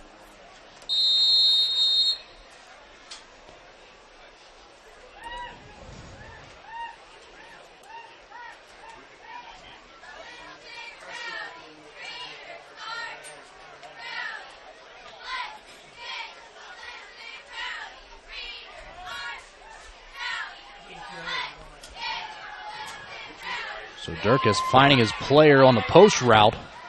That's number 25 on the play, Harding. William Harding. Bryce Bonowit has the stop.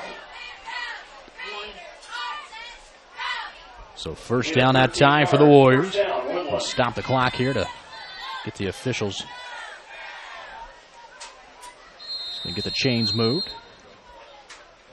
First down. Well, when you play so much run defense, it becomes hard sometimes to maintain that good hand-to-hand combat on the line when the receiver makes an inside swim move and gets that almost that box-out type of position and makes for an easy pass for the quarterback. Oh, fumble. Oh, fumble that time by Van Brocklin, but he picks it right back up. And then for one of the few times tonight, why did that happen? Because Wells got penetration into the backfield, startled Van Brocklin a little bit, got a hit on him before he, even really got any momentum going forward, and that stopped the play and almost caused a turnover. So almost 4 minutes left here in the third quarter. Boy, game just seems like it's moving slow here in this third.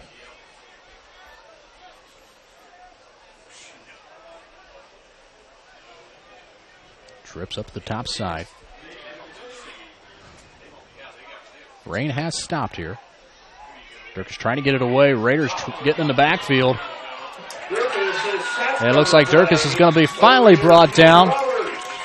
Nick Roberts finally got his hands on him and grabbed a hold of him. Finally, secondary defender got in there for the sack. I was looking to see if the ref was contemplating a horse collar tackle. That's what I was thinking, too. He grabbed him up high in the middle of the back, but it was a little bit off to the side of the center's back, so they let it go.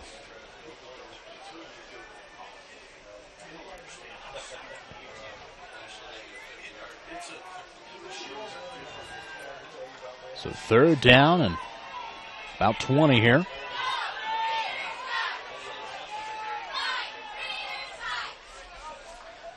for McCarter, wherever he is. Cortez drops back. Ball tipped. Got it to Rhodes, though, on the screen pass. And he's going to be brought down just short of that first down marker. Boy, they almost executed that. Forced out by Bryce Bonowitz.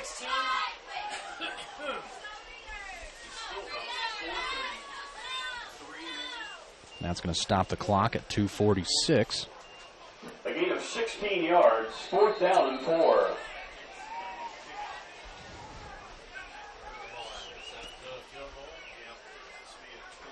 So inside the red zone now, the Warriors are going to set up here for a field goal. Quentin Graver will attempt the field goal. This will be a 34-yard attempt.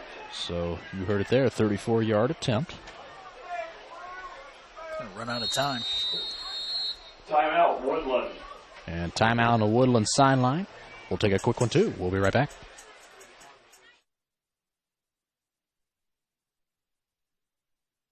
The new Kaler Nickel Foundation Family YMCA, 550 West Desmond Road in Bluffton, is now open and invites you to stop by and take a tour of the new facility. When you join the Y, you're not just a member of a facility, you're part of a community, surrounded by friends as well as caring and knowledgeable staff. Here are just a few of the benefits of joining the Y. Professionally trained staff support, the opportunity to bring guests, plus various youth programs. You don't want to miss out on all your local YMCA has to offer. To learn more, visit fwymca.org.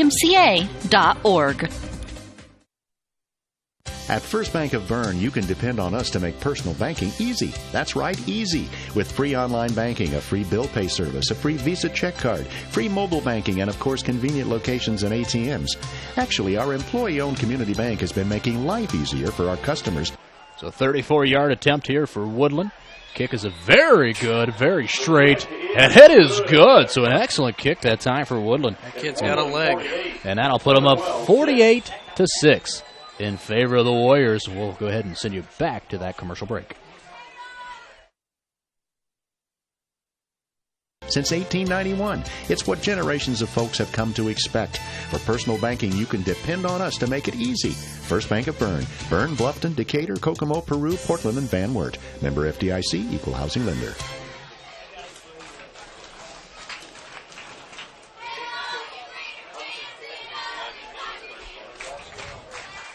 So welcome back, Raider Nation. We're here in the third quarter of the Southern Wells Woodland game.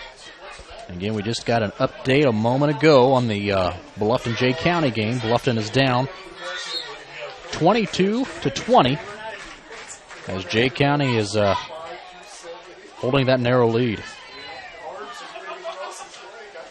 And next week, we're going to have an inter-county rivalry, and we like to call it the Street Fair rivalry, as the Southern Wells Raiders will head to Bluffton to take on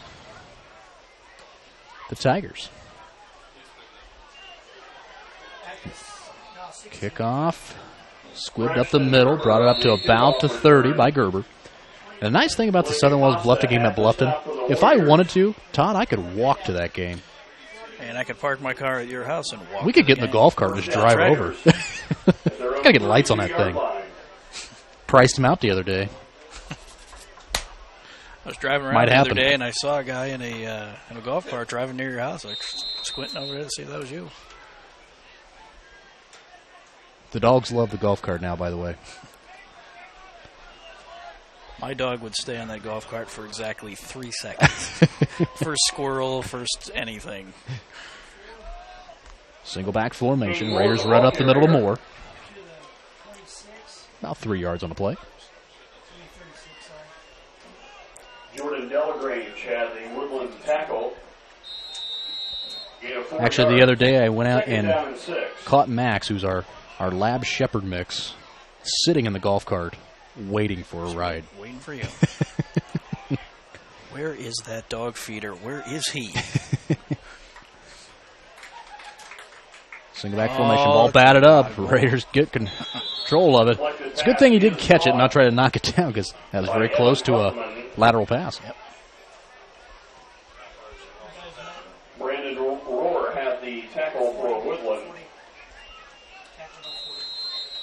Loss of 5 yards, 3rd down and 11.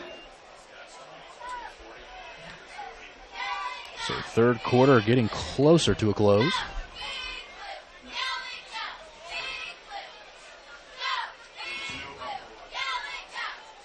Not in any big rush. And Raiders just having some miscommunication over there from the sideline, getting the play call in, so they're going to take a quick timeout. So, Todd, who's your ringer on your fantasy football team? Well, here's the thing: we had a little controversy as we did the draft and got everything done, and I found out after the fact information useful to me an hour before the draft was that running backs were given twice as many points as wide receivers. What? Well, I tend to be a wide receiver heavy kind of a guy, like Calvin Johnson, all those guys, and I found that out a little too late, and so had to voice my concern. See, I usually my first two picks are usually running back, and the reason for that is so many teams run a two-man system at running back. Yeah. So I want to get the guy that's going to pad up my stats. So I always go, and there's always like half the squads, so you got limited picking. So that's why I always go running back. That's my philosophy. Well, and I think I may have made a mistake. I'm not sure. I had the 12th pick this year, last pick of the.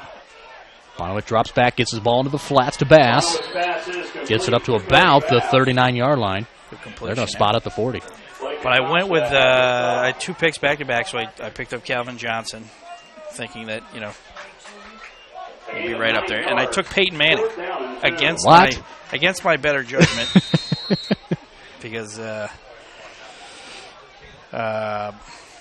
thought, end of the year last year he struggled a bit, but they kept saying it was his thigh, it was his leg, it was that type of thing, and he in the first two games looks terrible.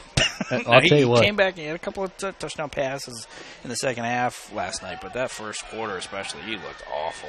Single back formation, man in motion, Barkas, hand off to Kane Moore up the left side. Good hole over there. First down and then some as they get into Woodland territory.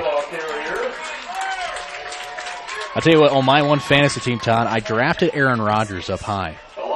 And this was before Tom Brady was reinstated. And nobody was taking Tom Brady. And I get down to like the end of the draft, and nobody's taking him. I'm like, come on, it's only 4 games. I mean, he's got to do something. So I just took him for the heck of it. So I got Aaron Rodgers and Tom Brady on my team. And then Tom Brady's suspension's up. I can't get anybody to take either one of them off my hands and give me another extra player. What? Nobody will take it. Nobody will trade with me. Believe that? He's gone. And off over the left side. Or no, it's not. Bryce Bonowit keeps it. Stays in bounds. Oh, he gets in. Let's see what the official rules it. The official says he's down. Wait, what's the official doing here? What is this guy doing? Is it touchdown? Is he going to mark?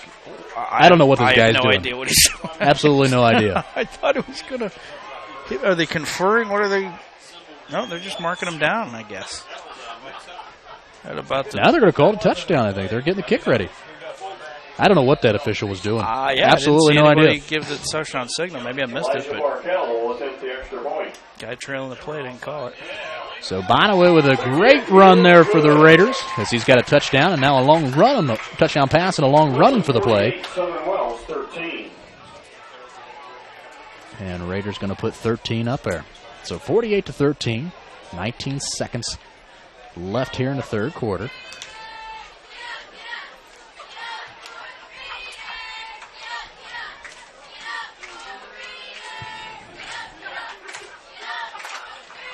And let's see if the Raiders can get their own Music City miracle. Got a long way to go, pal. I need a few of those. Well, I tell you what, it's just this easy. You go out, you kick an onside kick, you get it, you score a touchdown. You kick another onside kick, you get it, you score a touchdown. You kick another onside kick, get it, score a touchdown, and you're right back into the game. Right back in it. You only need 2 more scores, and by then just that easy. Halfway through the fourth. But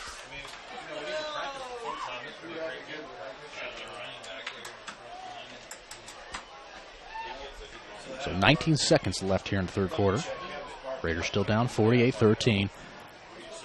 So needing as long as they could come up with about a 30-point play here, we can get right back into it. Well, as I mentioned to you a little bit ago, Woodland spreading the ball out so well to all their different weapons. And I had a kid in Texas week before last who ran for 720 yards and had 10 touchdowns in one game. It's a good night. Good night. And kick by the Raiders is up, and boy, still terrible tackling. Still going. Wow. 44-yard line he brings it up to, still in their own yard line. Braxton Gerber had the tackle. And Gerber was in on the tackle for the Raiders.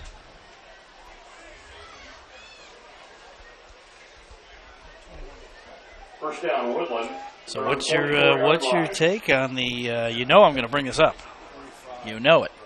The fishy ball boy play there by the Colts guy there. Yeah, ball goes out of bounds. He's diving on it, trying to get rid of it after the interception. Very Who interesting. cares? You kidding me? I want to see Deflategate 2 all day. Are you joking? After I went to the AFC Championship I didn't care about the game first and listened one. to the noise, the crowd noise getting pumped into that place. And Van Brocklin brings it up to the 50. That's going to bring it in to close to our third quarter. And Raiders down 48-13. So we're going to end the third, heading into the fourth. 48, Southern Wells 13. Instead of commercial time, let's have a conversation about this now. Deflategate 2. Deflategate 2. I think it's media just really bored. They got nothing else to talk about. But it would be kind of funny just because it's the Colts. And I'd love to see it. Love to. Maybe retribution. Whether it's true or not, I don't care because they don't care. You know, and what's his name? Kravitz there, the columnist for Indianapolis, continues to bring stuff up. He went and interviewed a guy who used to referee a few years back and got him to quoted him in the article as saying that McNally guy, he was always suspicious of him, and went back and made all kinds of claims how he thought that they were probably letting air out of the ball because McNally would ask for the ball earlier than most of the other teams would. You know, just stuff like that, just blowing stuff out of proportion. Bob Kravitz got nothing better to write about than Deflategate. You know, it's really getting old. And you know, and considering the character issues with Jim Irsay and all his baloney behind the scenes, you really want to bring this stuff up because I got to tell you, the integrity side of things, I think we can argue back and forth all day. And you know, congratulations on your participation banner there you're putting up. That's great. Participation banner. Yeah. We went to the AFC Championship game, so we're going to put a banner up. I didn't even know they did that. Yeah. Wow, that's amazing. That's awesome. Second down and 5. So beginning of the fourth quarter here for the Raiders and the Warriors. Second down and 5, and big run that time Jack Rhodes, the ball carrier. by Rhodes. Bryce Bonneman had the stop for the Raiders. Gain of 11 yards. First down, Woodlan. So first down there for Woodland. As you think they're going to just run this ball the rest of the way. More than likely. It fell underneath the bleachers. It's a blue and white anthem umbrella. And off over to the right side to Van Brocklin. Big man can't be brought down. Continues to push forward, and very close. Did he get in? And no, they're going to mark him down around the 1 yard line. Thought he got in. I did Great too. Effort, but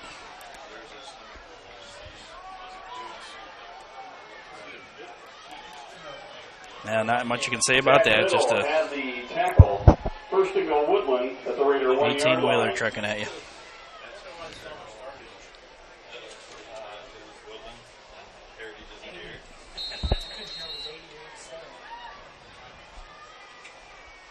So single back formation.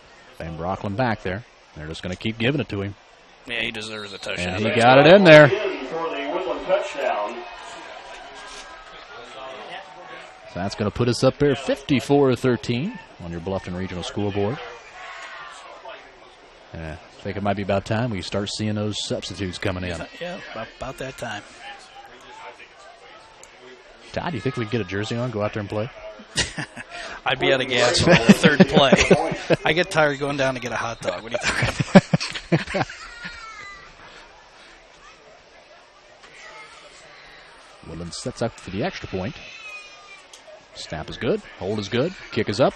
Maybe left. Nope, just got it in there. 55-13. Favor the Warriors now. So let's see if the Raider offense can at least end this game on a good note, get some positive things going. Obviously, a lot to work on, but really just outmatched in this ball game.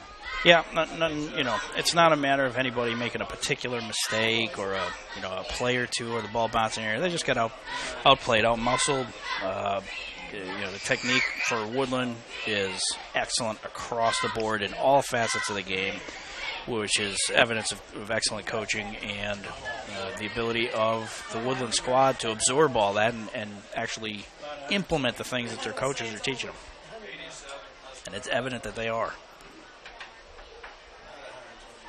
And again, the thing that I admire about Woodlan is the fact that they spread the ball around to so many different guys. They have so many different weapons, and they appear to be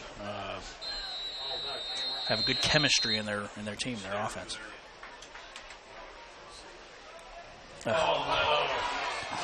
And Raiders going to turn one over. They've struggled all night on that kick return. Recovered by the Warriors. Keyshawn White.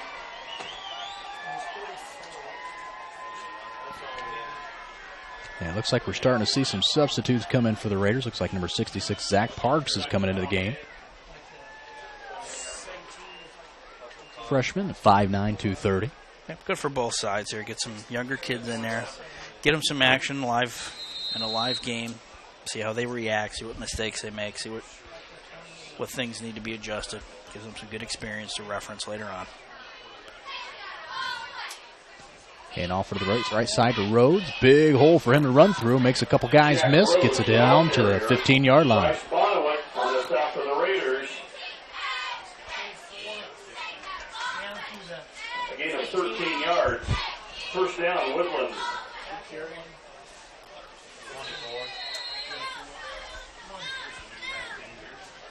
So, Todd, a couple weeks ago, this was just barely getting to halftime right now. Yeah, with our late start. The delay and the ouch. Number 32 for Woodland. Good tackle. Dante Williams. Bonowit. Just short of that goal line. It's like Bonowit maybe took a hurting on that one. Yeah, kind of landed funny.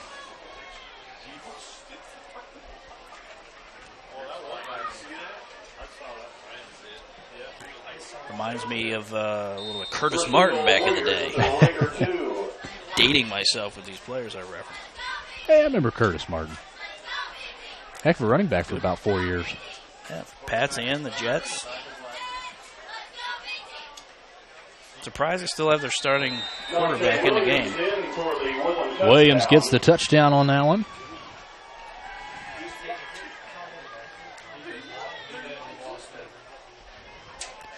You know, in high school sports, you got a lot of people that kind of get upset. You think they're running up the score and stuff like that. But I'm not that philosophy. I'm the type of philosophy, stop me. Yeah, stop me. I have, I have zero problem with it because the fact of the matter is, if you're going to stop trying to play defense, then we'll stop playing offense. I mean, that's the way it is. You can't teach the kids to give up. Although what you do is you can make situations a little more difficult. Obviously, putting substitutes in and that kind of thing. Oh, almost a block. Kick is up. No good. No good. So 61-13 on your scoreboard. Got about 10.5 minutes here to go in the game. Boy, just very quiet out there in the field right now. Not much going on. Yeah, just kind of hoping to bring this one to an end without any injuries, that type of thing. Again, good spot to just bring in some young kids, see what they do. Even if they don't have success, you get teaching points that you can reference. Yeah, maybe you put a freshman back here, see if he can run back kicks, and you find a little diamond in the rough. Looks like Bark is going to be back deep for the Raiders, along with Cody Bass.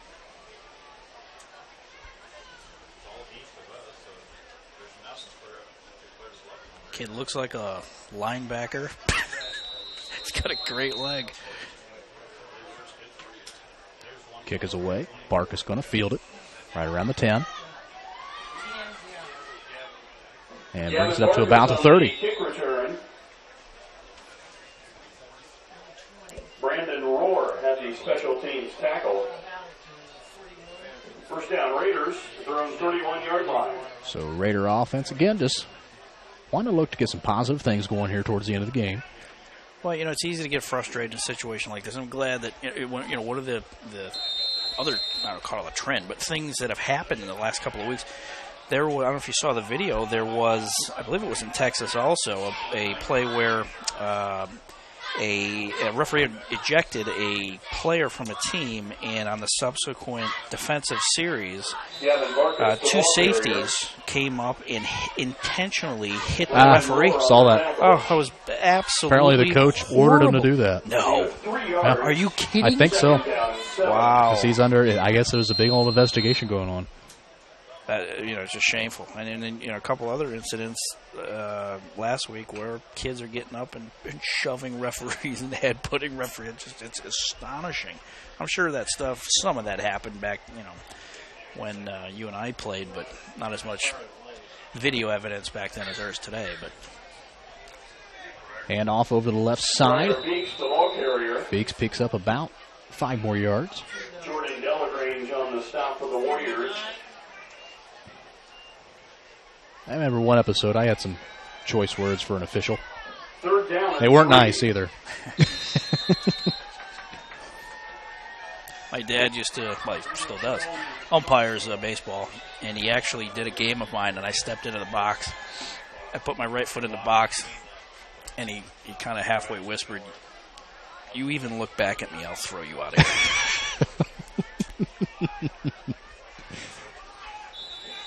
Marcus, the ball carrier. Yeah, the official. This one episode I remember was actually when I blew out my knee my freshman year, and I got up and I kept playing, and I couldn't feel my knee, but I was so mad. I was so mad the adrenaline was gone. I didn't feel any pain, and I'm just cursing up a storm because I'm just so mad. And the official goes, "Son, you need to watch your mouth," and I just kept going. He never threw me out. It depends on exactly who you direct those choice words. Oh, I was directing it right at the other team. Oh, the other team. Okay. All right. The other team's one thing. A gain of 4 yards. First down, Southern Wells.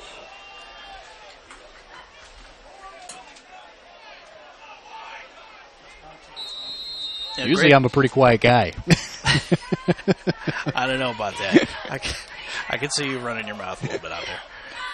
There's a great opportunity, I think, right here. And they're kind of doing, I want to see some wide receiver sets.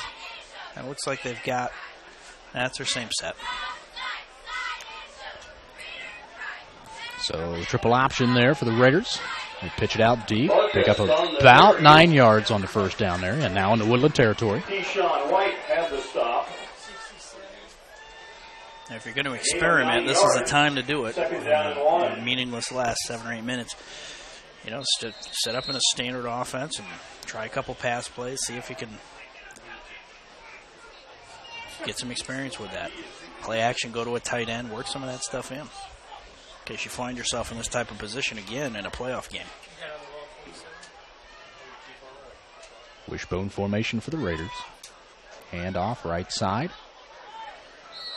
Cody Bass, the ball carrier. Cody Bass on the play. Jordan Delagrange had the stop. A gain of 2 yards.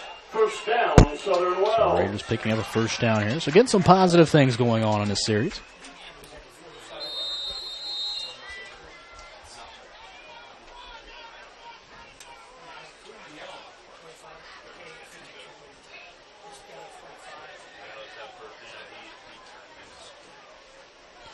Wishbone formation once again.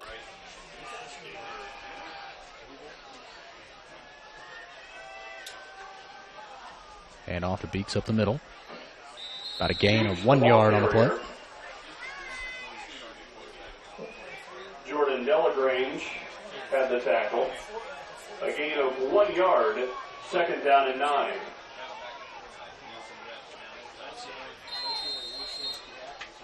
So Woodland going to go to 5-0 here tonight. Raiders going to be their first loss on the season. Well, yeah, it's a tough night for Coach Yenser, but Here, you're not going to go. It's unlikely you go undefeated in a given season. You're going to have a game where you take some lumps in there. It's going to happen. But you got to take the things that you got beat on in this game tonight and try and come up with some adjustments. And Bauer's going to get away again, and hey, that's going to be his third touchdown of the night. 1 passing and 2 running. 45 yards to the score. So 61-19 now.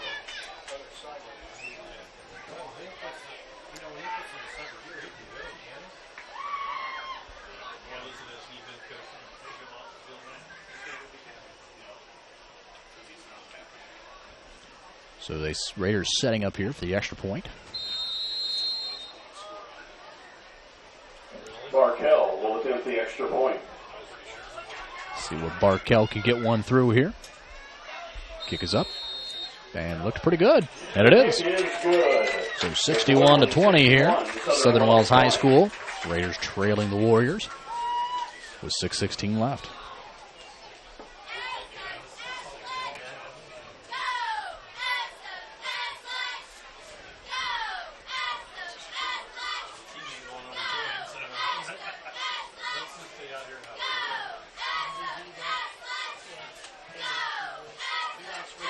So we're basically into the midst of football season everywhere. We got college football going on, high school football going on, professional football going on. Baseball playoffs around the corner. Boy, exciting time. Not long after that. Yeah, hockey will be starting. Kick in, yeah. Basketball starting.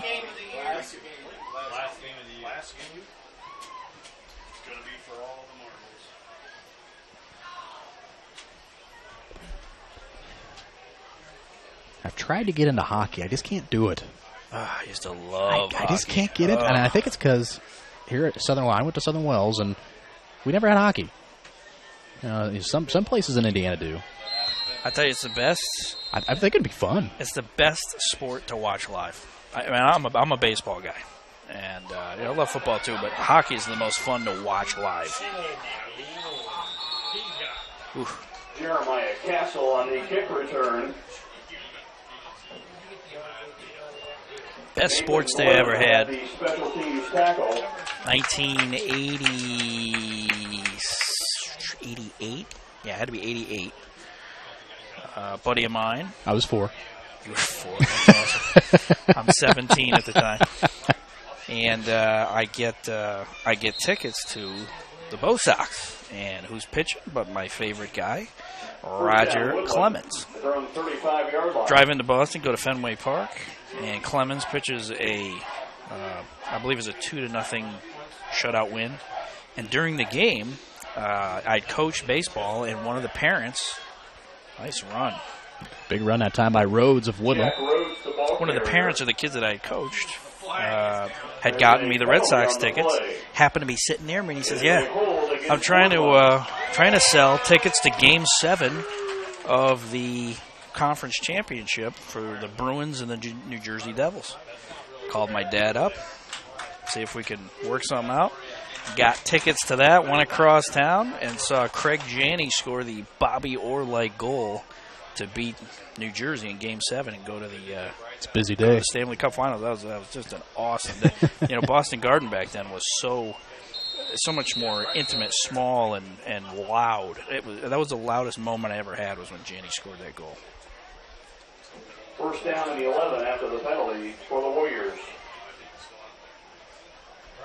Single back formation.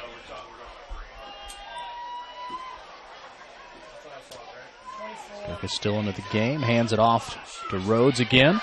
Rhodes making men miss everywhere. Runs into his own player. And tackled by his own player because I don't think a Raider was going to get him. Great footwork. I mean, you're absolutely right. If he had run into his own guy, he might have gone the distance. Just excellent vision. First down, Woodlan. The Raider 45-yard line. So excellent tackle that time by number 25 for Woodlan, tackling his own player. To get an assist on that or something, I don't know.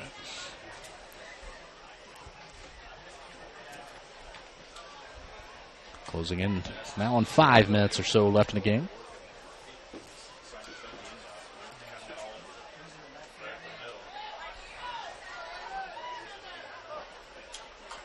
And off to the right side. Looks like number 6. Or is it number 8?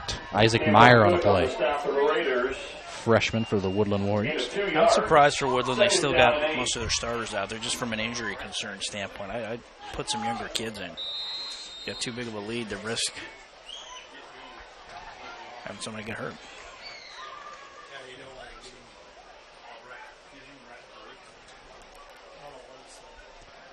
So Woodland lining up again here. Second down, about 8. In Raider territory. Trips up top side.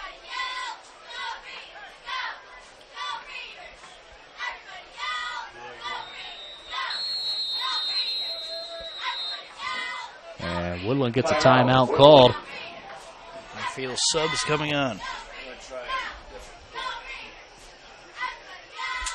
Nice and cool now, Todd. You don't have to worry about your air conditioning. Now you can sit That's on the for porch. Sure. I could start a little fire tonight, kick back there on the back deck. It was Adams Central 41, Heritage nothing. So Adams, we just got a score update. Adams Central 41, Heritage nothing tonight.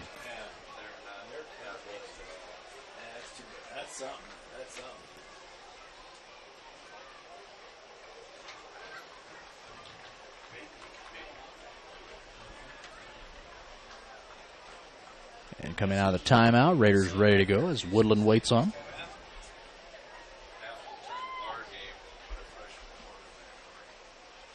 Second down, about 8.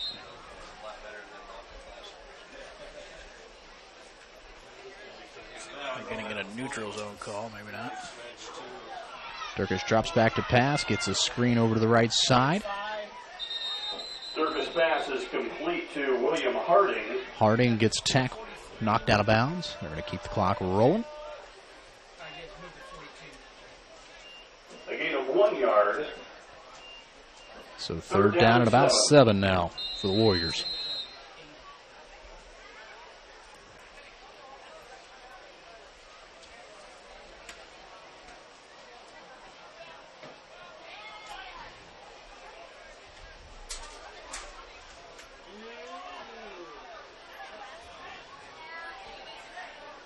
Single back, handoff. Rhodes again. No gain on the play. Fourth down. Wrapped him up.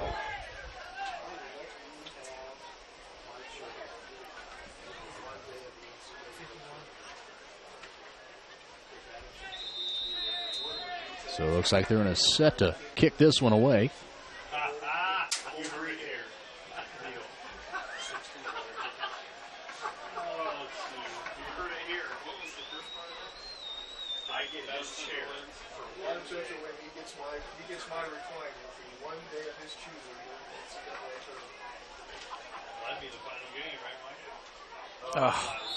Penalty on the play. Look, Raiders just a little too excited to get going. Boy, some lightning off there in the distance. This game all but over right now.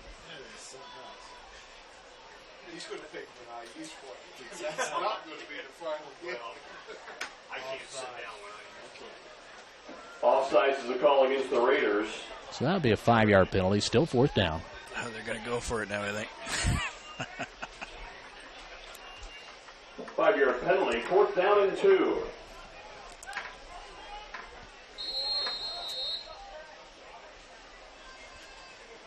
So Woodland getting a change of personnel out there. And Todd is correct. Looks like they're going to come up and go for it.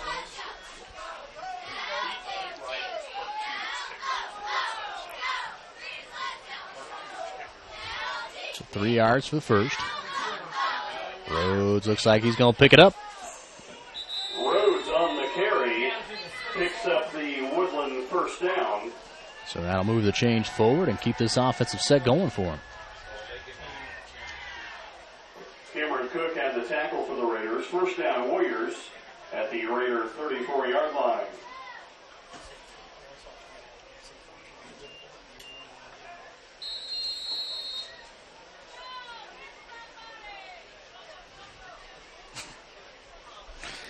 I love when the parents shout out there. Go, hit somebody. Yeah, it's a concept, right? Nice second effort. Jeremiah Castle, the ball carrier. 30-yard line. Gain of 3 yards. Second So down, almost 2 minutes left here in the game. Again, as we look back on it, just all Woodland all the time, really, whole game long. Yeah, they deserve all the credit. I mean, nothing to be ashamed of. Sometimes you get beat. Woodland effective in every aspect of the game. And without the efforts of Bryce Bonnewood for the Raiders, boy, it's 61-0. Yep. And off left side to Rhodes, keeps making guys miss. Boy, if his own players would get out of the way, he'd have a good run. Rhodes on the carry. Braxton Gerber on the staff for the Raiders. So Rhodes having a good end to his night. That's great awareness. I mean, even when his guys are standing still, you're running right at your own player, and then adjusting at the last second, almost using him as a pick on the defensive player.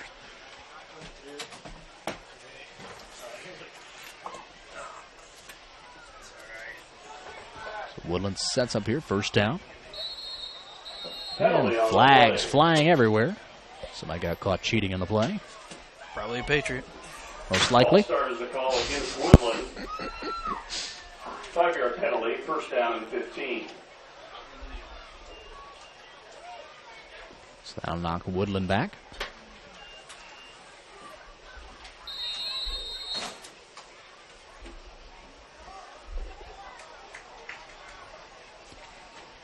Boy, easy call tonight for the New Holland Tri-County player of the game for the Raiders. It's got to be Bryce Bonnewood. Sure.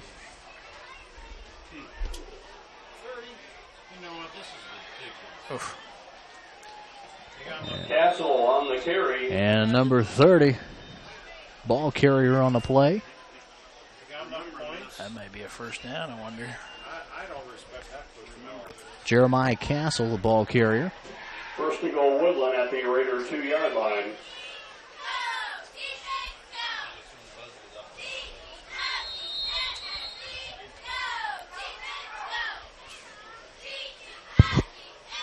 So Woodland not electing to go with the victory formation yet. Martha Coach has a high school fantasy football team. Well, I was wondering if Eli was trying to cover the spread the other day by not having his guys score with a minute. And there it is, nailing it down. Durkis takes a knee. Restores my faith in mankind.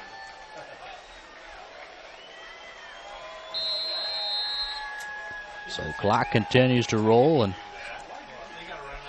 going to have to run one more play here, take a knee. And there it is. That's going to run the clock out. And your New Holland Tri-County player of the game for the Raiders definitely going to be Bryce Bonnewood. 1 passing touchdown, 2 running TDs from long yardage. If we were to look on it, because Woodland being part of the Allen County boys, if we were looking at the Woodland side of the ball, boy, a lot to choose from there. I mean, the first name that pops out to me is Van Rockland, who's so or McCarter. McCarter was effective in a couple of home run plays. And even Rhodes there. I mean, he had a good, solid game the whole time. Managed the game. Rhodes was effective. I mean, they just got a number of weapons. I mean, you could also look and say, the defensive line of Woodland had such an effective night. I'll tell you what, I think I'm going to have to give it to McCarter. Those 2 pass TDs that he caught, running right underneath those. Boy, excellent catch over the shoulder, everything.